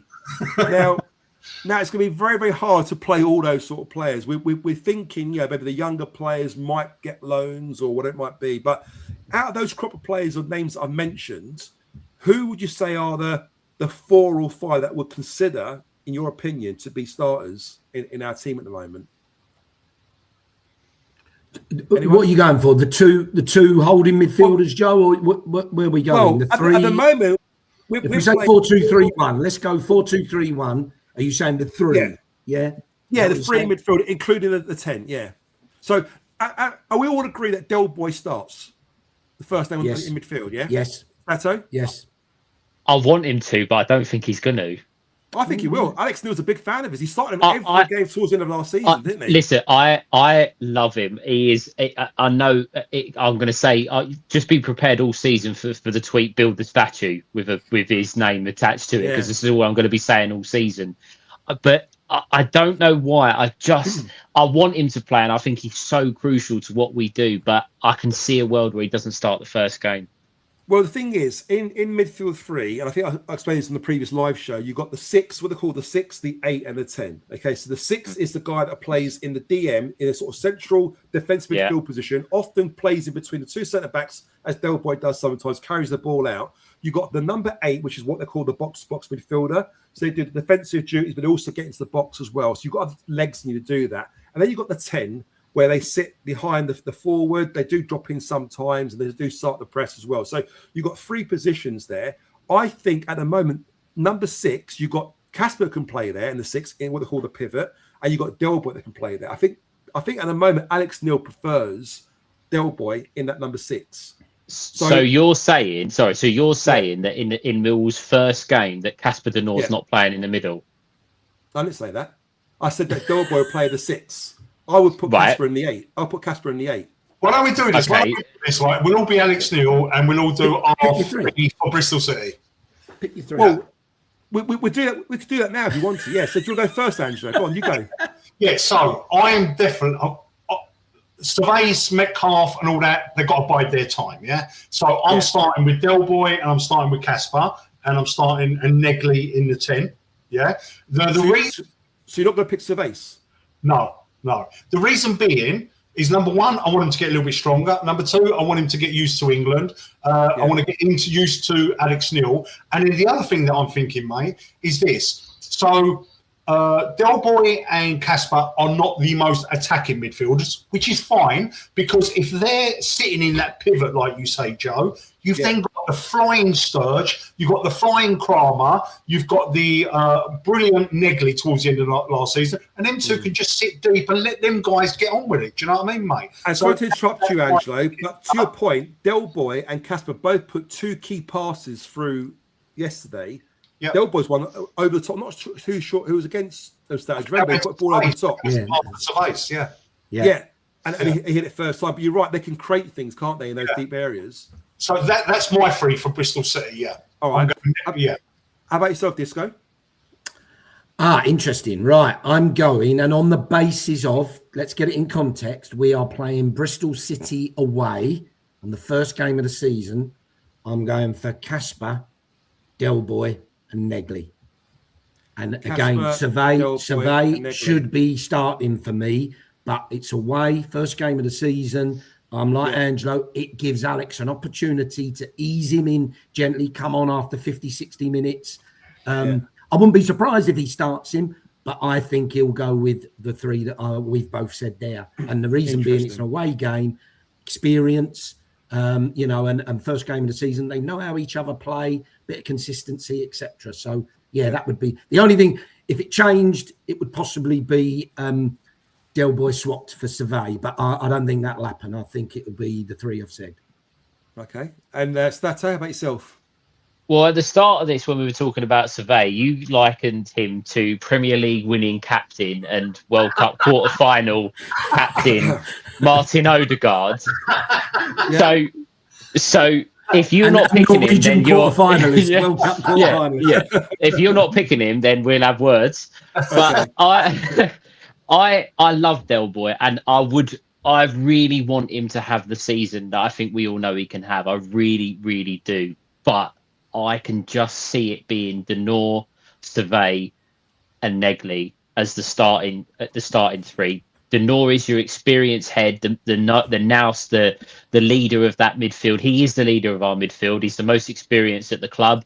Negley, I think we all know he is, in my opinion, he is going to be our best player this year. He's going to be our most important player. Obviously, if Femi stays, that argument does maybe change. And as good as I think Derek has been, and as important as I think he will be when he plays and he gets his opportunity, Survey is too good. We've brought in a player to score goals from midfield and to get us going from midfield. so the pressure isn't all on, say, your Negley, your Coburn, and I think Survey's going to play. And for me, I won't be disappointed if it's Derek. I really won't. But I think he puts Survey in straight away and says to him, "Here's your opportunity. Welcome to English football. Show us what you can do." You're playing Negley as well, though, Stato, yeah? Yeah, Negley in the 10, Survey and Survey and Denor. And Denor will probably do that quarterback role, sit a little bit deeper, protect the back four, get the move going. Survey will have a little bit of a free role. His job will be to help back, Denor at times, but he'll be looking to get forward. And then Negley will be told, you're in the 10, be your creative spark, put a ball in behind, have a shot on goal. And I think that's how we'll line up. Interesting. I think a lot of it may also dictate who we're playing against. If we're playing against a very, very good team, he might want to go for the defensive cover. So he might go with Casper and Del Boy, and then maybe a Negley or a Cervase in the 10. If we're playing at home against a team we should be winning, he might go Del Boy in the 6, and may even rest Casper and go Negley and Cervase as more of the attacking midfielders, if you like, to try and get more goals and more chances. So, but look, a lot of fans seem to think that Del Boy will start. Alex Neil have been very, very clear to say that he's a big fan of his. Equally, he's also a big fan of Casper. I think he talks highly about Casper as well. But let's go with the mentality, because I've created a poll here now that'll be completely ruined now if we go with what Stato's saying. So we're going to pursue. Nobody's gone Metcalf. No, hold on. Whoa, Metcalf's wait. a real player. A real player. Joe, but you can't pick your three. In there. No, I know. I will go with, and I go by pre-season. Okay, I love Negley, but in pre-season, I don't think he set pulled many trees up, Negley, for me pre-season, and what I've seen so far. He's a great player, and he was great last season, but so far I haven't seen a lot on him. Now, doesn't mean to say that he ain't any good, because Steve Morrison came on our live show the other week and he said, look, he's had poor pre-seasons. He never scores in pre-seasons, but when it matters, he delivers. So we might see Negley come Bristol City and he'd be the best player in the park. All I'm saying is, going by pre-season, what I've seen so far, I would pick Del Boy in the 6. I will pick Casper in the 8, and I'll put Cervase in the 10 because of his goals and his shooting and assists and stuff like that. So that's what I'll go for. But like I said, I love Negley, but what I've seen in pre-season, they're the three that, for me, that have performed better in pre-season. Now, for the sake of the poll, guys, I'm going to put a poll up, Chris... Chris is in the chat. Hold on, Chris. Chris is in the chat. Can we put his comment up on the screen there? The last comment has come through. Yeah. And like I said, I wouldn't be surprised if he does start. I will not be surprised if he doesn't start. I'm just saying, in pre-season, that's your view, Joe. You're entitled to your view, mate. You're entitled. What I've seen so far, that's what I'll go with, guys. Put it in the poll 1, 2, or 3. So presuming that Del Boy starts midfield, who would go along with Del Boy? Number 1 for Negley and Cervase, number 2 for Cervase and Denor, or number 3 Denor and Negley. I think Negley's the type of character that's probably holding himself back in pre-season as well. Exactly. Yeah, you saw him do it. He pulled out tackles. Yeah, he didn't show hardly any fight for me in Spain at all. As you write this, he pulled out a lot of tackles. It doesn't mean he doesn't care, but I think a bit like Steve Morrison, he's the sort of player, he treats pre-season as just pre-season. Doesn't get himself injured. He's as fit as fuck. He doesn't need to get the minutes under his belt to get these legs going. And I think he's going to save it for the first game. And to Chris's point, he probably will start against Bristol City, but that's the three that I'll pick anyway. Camille Negley against Bristol City is going to have the game of his life. He's going to belt one in the top corner, and the first live after, Joe's going to go, he's fantastic. Yeah. He's best player. He's started. He's that.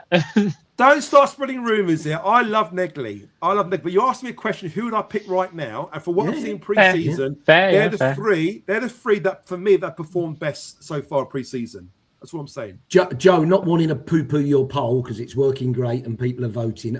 I don't think it was Del Boy that should have been the pick, in fairness, maybe different. But look, I tell you the most important thing out of the most important thing players, I would have put it. I'm putting him in. I've said that, but I think Casper's more of a cert and Negley more cert than Del Boy. But look, how good is it that we're having this debate?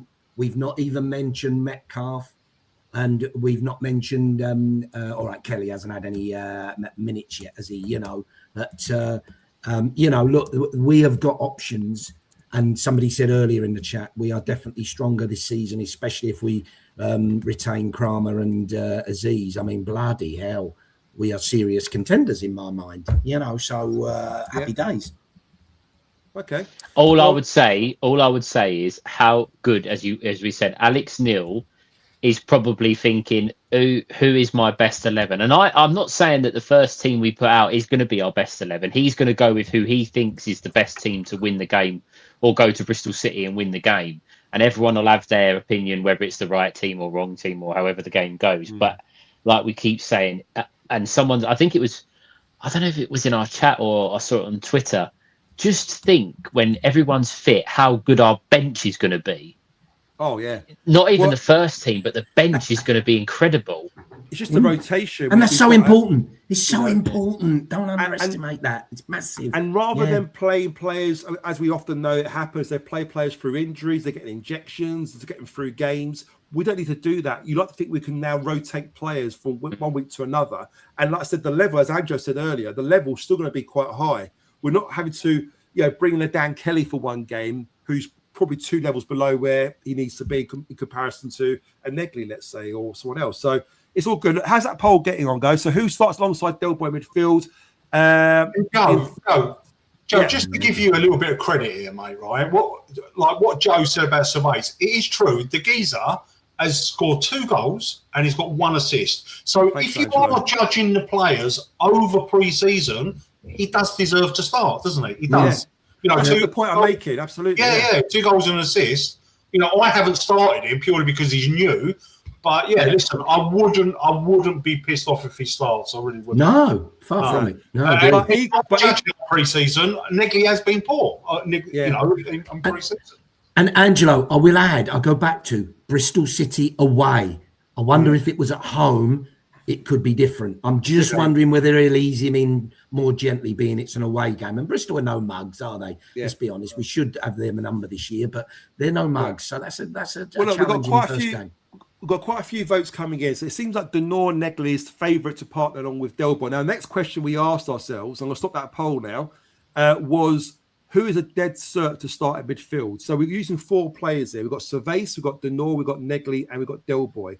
Be interested to see what the chat says. So, guys, in the chat, you're the ones that decide who wins this. So if you're tuning in at the moment, give us your votes. I'm going to put it on the screen now. So 1 for Cervais, 2 for Denor, 3 for Negley, 4 for Del Boy. Let us know who you would vote for as your dead cert to play midfield. First game against Bristol City. Okay, so it'd be interesting what your thoughts are on that one. What would you go for, guys? Dead cert. Who'd you go for dead cert? We all included Denor, didn't we? Denor. Yeah. Denor's dead cert. No, and Negley for me. It's even. It's even Negley and Denor for me. Really? Definites. Yeah, definites. But if you're saying one player, it's Denor. Like for me, Denor. A dead cert, I would talk about all positions. We're not talking about the 6 or the 8 or the 10. For me, if there's one player that has to start, for me, it's Casper Denor. And that's not because of any favouritism. That's just, as I see, he gives the whole package, doesn't he? 100%. I think he will. He's got to be. Yeah. He's got to be in there. He should have scored. Was it against Stevenage? He had that shot just on the edge of the box. He should have scored. Naughty Casper. The shot that was blocked, you mean? Yeah, he should have scored, mate. He had time to just. Pathetic. That's harsh. That's harsh. But again, look, I still started him. But what a great problem to have. You've got all these great players. And look, at the moment, I mean, Del Boy, it's only got 5% of the vote. Yeah, there's us saying that he's a shoehorn for number 6 role. And he's got 5% of the vote. I mean, Negley and Denor are leading, and even Cervais. But it's clear to see that Denor and Negley probably are the 2 that go in. Is it a Denor, Negley, and Cervais? We're going to see Metcalf, Kundal, and RBW. I'll guarantee you Negley and Denor will start. Yeah. I'm very confident of that. Yeah, agreed. I think it'll be Del Boy because it's an away game. But it wouldn't surprise me if it's Cervais. I think it's Cervais, Joe, rather than Cervais, isn't it? Is it Cervais or Cervais? So Cervais said, yeah. Yeah. Tomato. What a great problem, isn't it, guys? Look at us. Like in our brains, right? I need to pinch myself. Is it actually happening? Like, is this actually Millwall? We've got all these great players, all these, it's incredible. Yeah. Incredible. Tough decision for Alex Neil. Tough decision. Really? No, exactly. Guys, we're going to end the live soon. We're going to get to the 2 hour mark. It's just really dragged on. I think a lot of that's because of the player performances. Hydration. I know. Some of the departures, guys, as you know, there's been a massive change to the squad this summer.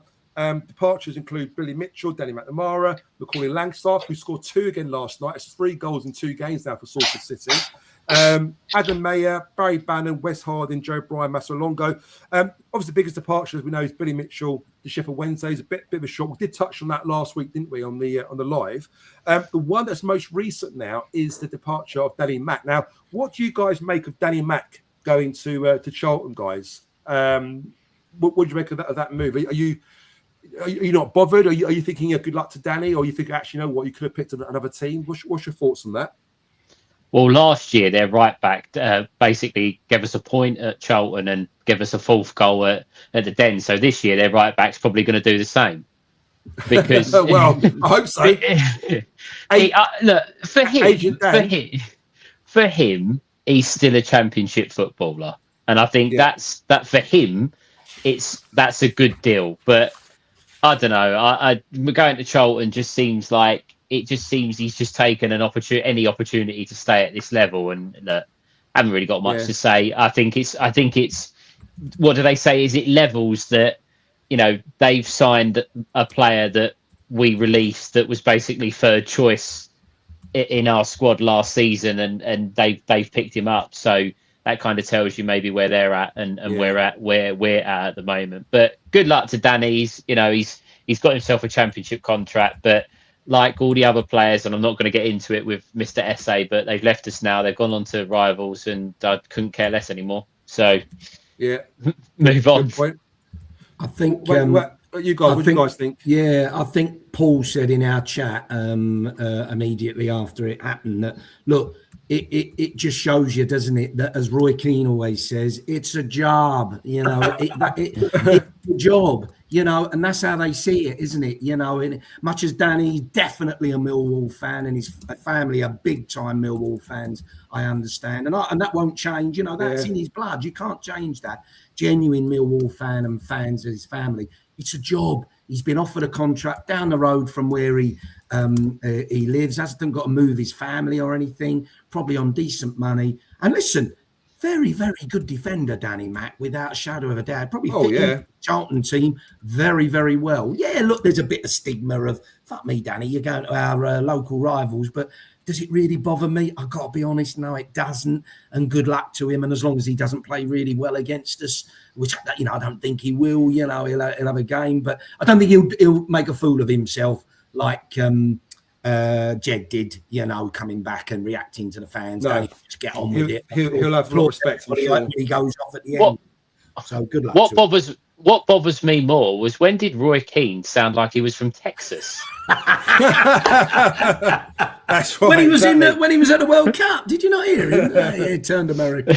Guys, you see the poll on the screen there, guys. So what's your thoughts on Danny McNamara joining the Train Spotters? 1, put fair play, wish him well. 2, not happy, shouldn't go there. Put your votes in there. Angelo, just end off with yourself, mate. Yeah, so what my view is, mate, I follow Danny Mack on Instagram, and all you ever see him post is his family, mate, It's just family, So he's obviously very family orientated. He lives around Sidcup area. What would you do, mate, right? You haven't got a club. A local club comes along, offers you 15 grand a week, You don't have to uproot your family. Mate, you're just going to take it. Good luck to him, mate. Good luck to him. Like you said, he's got Millwall in the blood. He's playing for Charlton. It's a job. It's a job like this. And it's not just his immediate family. He's got his support family. He's got his parents. He's got his other Bramleys that's going to support him and his kids. So no problem with him, mate. He's a loyal Millwall player. Yeah, Millwall fan. Good luck to the geezer. He's earning his family. So yeah, exactly. As long as he comes back with respect, if they score a goal, he doesn't doesn't sort of stick it in our faces or whatever. I'm sure he won't do. I love they posted that video of him arguing with the Charlton fans. Remember when he was on the bench? Yeah. Exactly. Well, I wonder what that fan's thinking now. Brilliant. 100% of the votes are saying fair play to Danny. Wish him well. So there you go. Cheers for that. I'm going to stop that poll now. Well done, guys. Next one I'll talk about is Rafik Lamptey, Angelo. I know you're a massive fan of Lamptey. Yeah. The 19-year-old is currently on trial with Chesterfield with a potential loan move being considered. So I think he played in a 2-2 friendly draw against Bohemians, and he's expected to have another trial on Friday against Scunthorpe. What do you make of that? Is that a good move for him? For him to go to Chesterfield on loan? It's a no-brainer in it, mate, because unfortunately he's not, we've just had that discussion about the midfielders. He ain't getting in the team this season. No, so right. go out, go and get your experience, play against men week in, week out, and then next season we might have a player on our hands, mate. Yeah, I'm very happy that he's gone and got a loan, mate. Really happy. Well, I hope how about yourself, Disco? Do you feel that him playing every week, as Andrew said, is going to help his development and give him a chance to break into the first team at Millwall? Yeah, 100% echo that. Just a couple of things. You definitely want him to play midfield, not right back. Like we've slotted him in at right back, and I don't think he's looked really comfortable there. So plenty of and the fact that he plays games. We've had instances, haven't we, recently where players have gone out on loan and not got much football. Yeah, Howland. So, Howland and AJ. So look, there needs to be a bit of he needs to play games, as well. But yeah, doing the world of good. And I think, as Angelo rightly says, I think he'd actually thrive and come back a really good player. Funny enough, a bit like Danny going up to Scotland back in the day. Do you remember he went up to Scotland? St Johnstone, was it he played for? And he came back a really good player and never looked back after that, did he? Yeah, good point. Stato, what's your thoughts, mate, on that? Another one of the youngsters that needs to be playing football, much like Adam Mayer did before. I know he's now gone. We've spoke about Bangura Williams. You've got, I think, is it Kendall? Another one that probably needs a bit more game time. Kamal Grant's going to go. They just Howland as well. Yeah, they're all going to. They all need to be So playing football, and they're they hope. The hope is, isn't it, that the academy produces the next essay that brings us big money, and the only way that anyone's going to see their talent is if they're playing football. So I think it's a good move all round, and it does free up a little bit of space in the squad, perhaps for us to bring in someone that might be a little bit more ready to impact us now. I saw some Bromley podcast guy. He said that Kamal Grant is going to Bromley, especially when they got injured last night. It was a centre right. Yeah, and that move makes perfect sense. League One, it makes perfect sense. Yeah, absolutely. He went to Blackpool, didn't he? But got injured, so doesn't have to move up north. That's a good move, I think, if that comes through. Good point, guys. So more transfer business expected. So if you saw Southwark News today, Alex Neil done an interview there with him, and he was quoted by saying that there'll definitely be more business happening. He's confident that a lot more players are coming through. With all the outgoings, a lot more players coming through. So Mill have already brought in 6 new players this summer. Alex Neil said that further additions are expected before the transfer window closes on the 1st of September. Guys, I want to ask you, how many more signs do you think Mill will need at the moment? I mean, is there any areas in particular you feel need strengthening more than others? I don't know who wants to go first on that one. I think we need at least 4. What positions are they? Give them now. Striker. Yeah. Another winger. I don't mind which side, but another winger. So there's competition. Yeah. I do think we need another right back. Yeah. Especially if Leonard's going to be covering over on the left-hand side. And as much as it pains me to say it, I think we need to be looking at a goalkeeper. You know what? That is so weird. Sometimes, we don't always see eye to eye on things, which is great. It's all about opinions, But I prepared a poll, and look at this poll. Do you believe it? Look at that poll. I think we need a left back. Do you think so? We've got Doughty, we've got Stearns. Did you see what Doughty done against Hull, mate? I'd never want to see that geezer left back. Well, you could play Leonard. You could play Leonard left back. You could play Leonard left back. He's playing out of position, mate. We need a left back. He could do, but I guess if there are 4 positions that protect priority, would you say those 4 are the biggest ones? No, I think left back is the most important one. And really? Yeah. Well, it is interesting. I thought right back, but when Angelo says that, look, it's all whiffs and buts. But if Kramer stays, you've got Kramer starting, you've got Lenny as backup, and you've got Sykes can play there apparently. So actually, Sykes could also play left back though. Remember, left as well. As So yeah, you know. So I'm saying, and Angelo, to your point, we've had 4 votes come in, all for goalkeeper so far at the moment. Guys, in the chat, guys. Put your votes in the chat, guys. Put a 1 in there for a striker. Put a 2 in there for a winger. Put a 3 in there for a right back. Put a 4 in there for a goalkeeper. Which positions need strengthening the most? You think about it. Like Sturge gets injured, and we've got Doughty that everyone's slagging off. So he's left back, surely. But we've also had the opinion if Kramer goes or gets injured, we're then in a position where we've got Ryan Leonard and everyone says that he can't play for 46 games.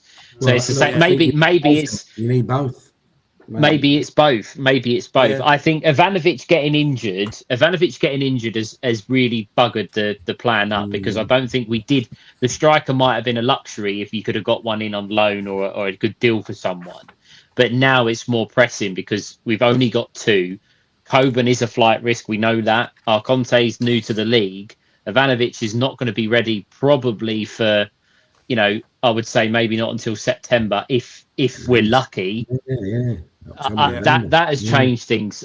Maybe a right back and a left back, but I think the striker, for me, the most important position I think is another striker. We're so light in that position. Can I ask something about the goalkeeper? What's happened to George Evans, mate? Is he gone or? I think he might get a loan move. He's still there at the moment, but you've got Coleman. Well, you've got Coleman there. Is it Stanford? I think his name, the youngster, under 21. So you've got him. You've got George Evans. You've got Coleman as well. The Polish young kid. Yeah, that's right. Yeah, you got Max Crocombe as well as backup Jensen. But yet, this poll's still leading the way in goalkeepers. We had 9 votes for goalkeepers, 7 for a striker. And no one's voted for wingers or right back. I'm a massive fan of Jensen, but my God, after that Gillingham game, it's scary, isn't it? My God. And I can't see Max Crocombe wanting to be the number 2. I think he'll want to play. Now, whether or not that's at this level, that's another matter. Maybe it being League One, but I think he'll want to play, which then means you have to bring in a goalkeeper because you can't have Joel Coleman as the number 2. Which then the club have to make a decision. Do we go for a VTech to really try and take the number 1 spot, or do we bring in a genuine number 2 to just try and push Jensen to be better? Yeah, good.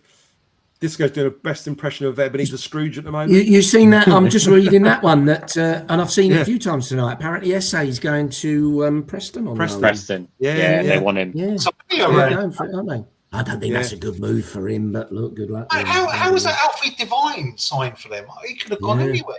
I think he's a Northerner, though, and he's from up and he played for last season. Yeah, I think he could play up. Yeah.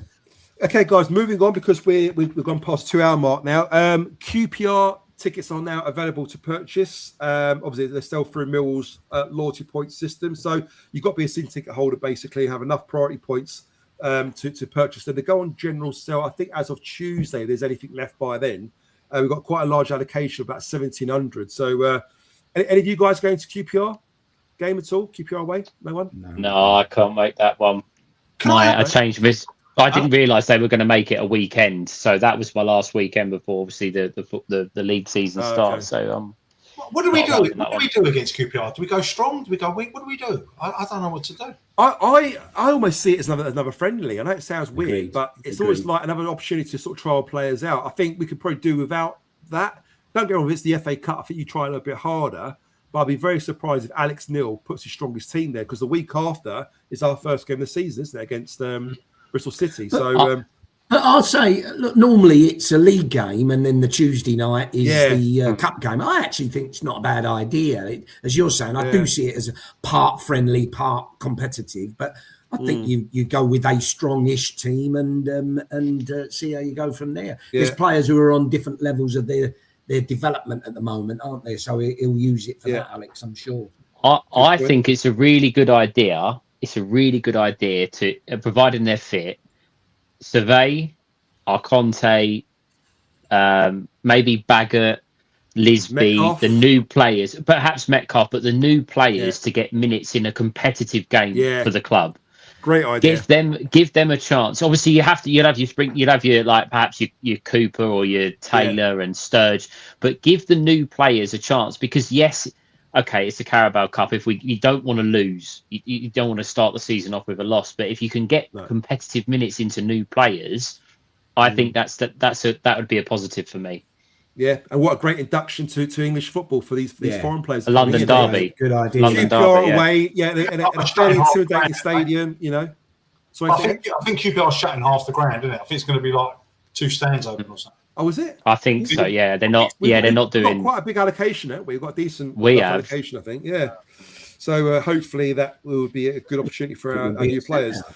Next up, guys, Royal Antwerp on Saturday. We're playing them at home on Saturday the 1st, 3 p.m., which is technically our final scheduled pre-season.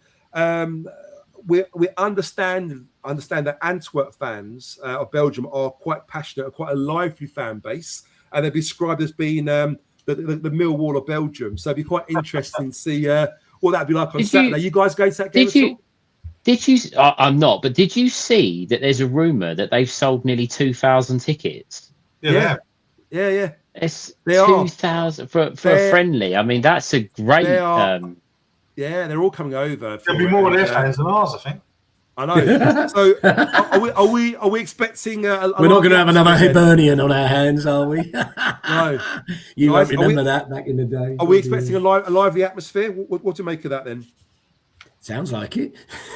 Yeah, but there's been a theme of this, hasn't there? These foreign teams coming over for friendlies and taking over bloody stands and grounds and jumping up and down like loonies and having a day out. You know, it'll be interesting. It will be very much so. Yeah. I guess which players do you feel need that big final performance on Saturday? Then, is there any players you feel that haven't quite delivered yet? Who's their last chance to loon almost to impress? Who would you say are the main names there? I think you've got to give more minutes to Kramer, to Taylor, them sort of players. I think they need more minutes, mate. Yeah. I think it'll be an audition.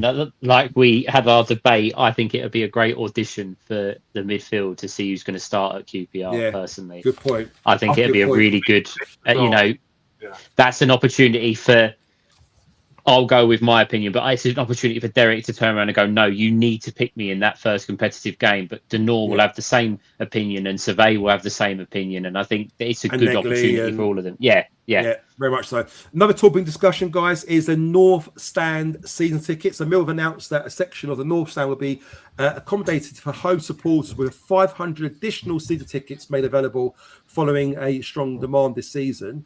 What do you make of that, guys? Is that a good thing, a bad thing? I love it. Only be a good thing. I love it, mate. I love it. You're going to have a full stadium every week, not that all them blue seats in the away, which pisses you off. Do you know what I mean? You're going to have the away fans in a little corner. You're going to have us in the other corner. It's going to be brilliant, mate. I'm so pleased with that. Could this improve the atmosphere, in your opinion? We often see, how often have we seen away fans take over some games, especially, when they go 1-up, you can't hear us. It almost feels like we're in an away game, Does this help us? Does it give us more advantage for more home support? Yeah, 100%. It's going to help the atmosphere, mate, because what you got, you got the East Upper are the ones that give the away fans the most shit, yeah? Now they're going to get it from the other side as well. Right next to them, People. It's going to be blinding, mate. I think it can only help the atmosphere, and it's just going to be great to see the stadium full and get rid of them bloody blue seats that I've hated for years and years and years. Yeah. Good point. Disco, do you agree with that? Do you see it as a positive sign? Sorry, is that you, Stato? Go on, mate. Go on, Steve. Go on, mate. I think it's another great example, Joe, of the club listening to the fans and wanting to produce what the fans want. Look, as Angelo says, for far too long we've let away fans come and have that whole end and either empty seats or the whole end and give it large, etc. And look, affect the atmosphere from our point of view. We can change that now and really put it into our favour, and that's what it's all about. Look, give us home advantage for a change, Disco? I mean, we lost 7-8 games last season, in a season where we finished third, and it's weird that we haven't had that home advantage. But you're absolutely spot on there, Disco. Correct. So I think it's really good. Well done, the club, for that. Because it'll take a lot to make sure it's security measures and all that, But brilliant. Well done, the club. And hopefully the fans will behave themselves, mate. You know the rules now. You jump on a pitch, you get a lifetime ban. So hopefully they'll behave themselves and just like make it a more lively atmosphere. Yeah. And then how about yourself, Stato? If you want to end off on that one, I mean, how will that affect the away allocations, I suppose? I mean, the away allocations I couldn't care less about because we always get shafted when we go away from home, didn't we? Everyone else, go to Norwich, for example, and get like 3,000. We go there and they go, "Oh no, you can have 2." So that doesn't bother me. It's great to have Millwall fans in the away end, and I reckon if anyone buys one of them season tickets, they'll make their money back on one game. Because you imagine trying to sell a ticket for West Ham in that end. I reckon Pete will be offering good money for a ticket in. So if you bought a season ticket, but no, on a serious note, I think Steve is right. The club are listening. It's only small changes, and it's only things like we've said about the model, commercially, all those kind of things. Yeah. This is an example of the club realizing that we are losing out on money. It's certainly, say, midweek, and I no disrespect to them, but if Preston come to us midweek, they don't bring that many. That end looks ridiculous on the TV. A lot of wasted and it is a wasted seat. You could even if it didn't quite work, and you went to the local schools and sold a load of tickets for £5 or £1 or something. It would make the ground look better and a better atmosphere. So I think it's a good thing. I agree. And like I said, I mean, financial reasons, it makes perfect sense. But for me, above anything else, it's just home advantage. We need to make that ground as intimidating as we can. If it means we're going to get an extra section of that stand where there's more Millwall in there supporting our boys more than your away supporters, then I see that as a win-win. So well done, Millwall, and fair play. Guys, do you play Fantasy Premier League? I know Stato does. Do you guys both? No, not my bag, Joe. I struggle to do Super 6 every week. So doing that would be... So, guys, in the chat, if you made it this far, if you play Fantasy Premier League, how do you feel about joining the Chat with Chaps family, Fantasy Premier League? So I'm going to put the link in the post in the comments. You could copy and paste that if you know how to do that. If you don't know how to do it, Disco will explain how to do it when you Disco. Yes, absolutely. Copy and paste. There's the link for auto join. If you want to use that link and join us in the Chat with Chaps family, FPL, there you go. Click on that and let's see who could do well, and hopefully it'd be quite nice for a bit of banter throughout the season. See who does well. I'm sure Stato thought he was going to beat you last season, but he failed miserably, didn't you, Stato? I actually think I did beat you on the last day. No, you didn't. I want to see proof.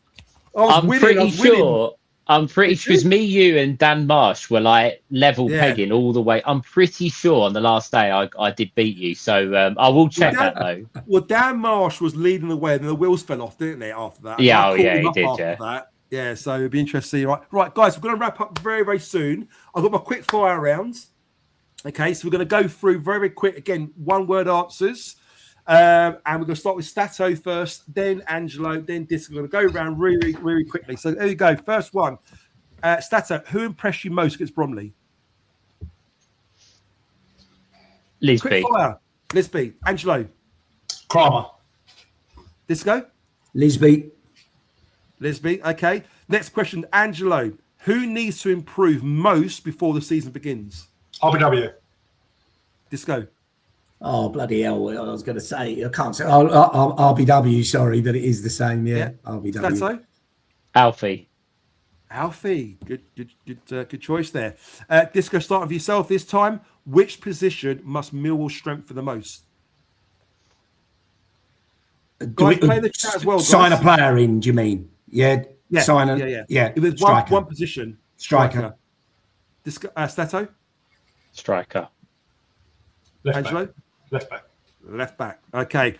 Stato, start with yourself this time.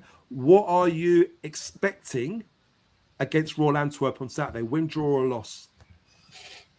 A win. Angelo? Loss. Ooh. Disco? Desmond Tutu. Okay, let's go for a draw. Okay. 2-2 draw for Disco. Stato, Angelo, your turn this time. Does the game away at QPR in the Carabao Cup matter? Yes. Disco? 100% yes. Stato? Yes. Right. Okay. Guys, in the chat, give us your answers as well. And last question, starting with, is it Disco first this time? Probably. Where will Millwall finish in the table this season? What position? Guys, in the chat, put it in there in the chat. Where will Millwall finish this season? With the current squad, I was going to say second, but I'm going to go fourth. Ooh. Stato? Sixth. Okay. Angelo? Joe, can I just say, and it was never published, but in the predictions last year, I said Millwall would finish third. And it did. You did? Yeah. And you guys thought I was crazy, by the way. Can you check that, Stato? Yeah, I did. I will take that. I believe him. Bloody hell. Jesper wanted us to do, we haven't got time to do it yet, but we wanted to do a show how strong is the championship this season, yeah? Yeah. I actually think we're going to finish 8th, mate. I think it's a tough league this season. I agree. I initially thought 7th, but I think the championship this year is going to be incredible. I think it's going to be a great season across the board. I agree. I think we'll finish in the top 8, and I'm going to go as far as maybe 4th or 5th. If I've got to put my money on it, I'll probably say 5th to play it safe. But I think we're definitely going to finish in contention of a playoff spot. I'm with Fawdsy. Fifth place. That was the most positive out of all of us. Yeah.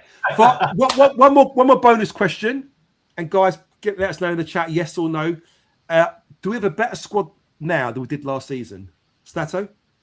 Yes. Angelo? 100%, mate. Yeah. Disco? 200% yes. Boom. There you go. There you go. Guys, thank you so much for being with us this evening. Please, if you haven't subscribed yet, please subscribe to the channel. Please like the show. Again, it helps with the algorithms. As you know, everything made for this channel goes to Cancer Research UK. So thank you very much. So make sure you turn notifications on, turn the bells on. Please follow us on Twitter X. Join the FPL Family League, which you see in the comments there. I will post that again for you, just so you can see it, in case you want to copy and paste it to our Fantasy Premier League. And also, Floki, if you're still in there, mate, make sure you contact us through Twitter X, DM us. Need your details so we can send you the Luke Cundall signed shirt, because you're the winner for that one. A huge thank you to my co-hosts this evening. Thank you so much, guys, for all your help and support. First up, Stato, any final words before we say goodbye to our listeners? Yeah, we've got some really good stuff coming up. We've got a couple of new bits. We're going to be well covered for the new season. With everything that we do. Thanks for all the support. Thanks also to the people that come up to us at games and come and chat to us and say, we watched the show. Like it's amazing the level of support that we get from people, and we really do appreciate it. But nearly at the real stuff. Hang in there, Angelo. We're finally nearly out of the friendly category and into the real stuff. But can't wait for the season, and hopefully the channel you'll love what we've got coming up. Good stuff, exciting stuff coming. Angelo, final words for yourself, mate. If you say before we say goodbye. Joe, great agenda tonight, mate. Well done to you. Yeah, thanks, mate. Really enjoyed tonight's show. I think we've had really good discussion. Great. I prepared for it, as you can probably tell. Joe's doing our editing in the WhatsApp, doing this. Cheers, guys. That's only half of it. That's only half of his agenda. Yeah, exactly. Great show. Great interaction with the viewers, as always. And I'm really looking forward to get rid of these friendlies and let's crack on. Really looking forward to it. And let's see if we can hold on to them 2 special players as well. Absolutely, very much so. Cheers to Angelo and Disco. Leave yourself, mate. Final words. Echo what Angelo's just said, Joe. Well done, mate. And thanks to the listeners for tuning in and also interacting. It's fantastic. But Joe, the big question for our very own smooth criminal. What's the subscribers looking like? Ooh. Yeah, we're nowhere near it because I've been checking the old time we've been going through. That's why he's so cool. Look at him. He's like, whatever. That's a big sigh of relief from old Shamon there. Hopefully next there week. in the corner. Hopefully next week. When it does happen, it's a rollover. It's a rollover weekend. And when it does happen, I'll be on holiday. You're on annual leave, you say? Yeah, annual leave. Yeah, from across the screen like that. Yeah, exactly. Brilliant. Well done, lads. We'll do that, guys. We'll make sure he does the old moonwalk for us and does his Michael Jackson impression. So I'm injured, lads. I'm injured. Right, guys. So thank you so much for being with us. Enjoy the rest of your week. Hopefully you enjoy Saturday if you're going to go to the game. If you do see us, come over and say hello. Don't be shy. And we will see you on the next live. And that's it from us. Thank you very much. And see you next one. Bye for now. Toodaloo, motherfucker.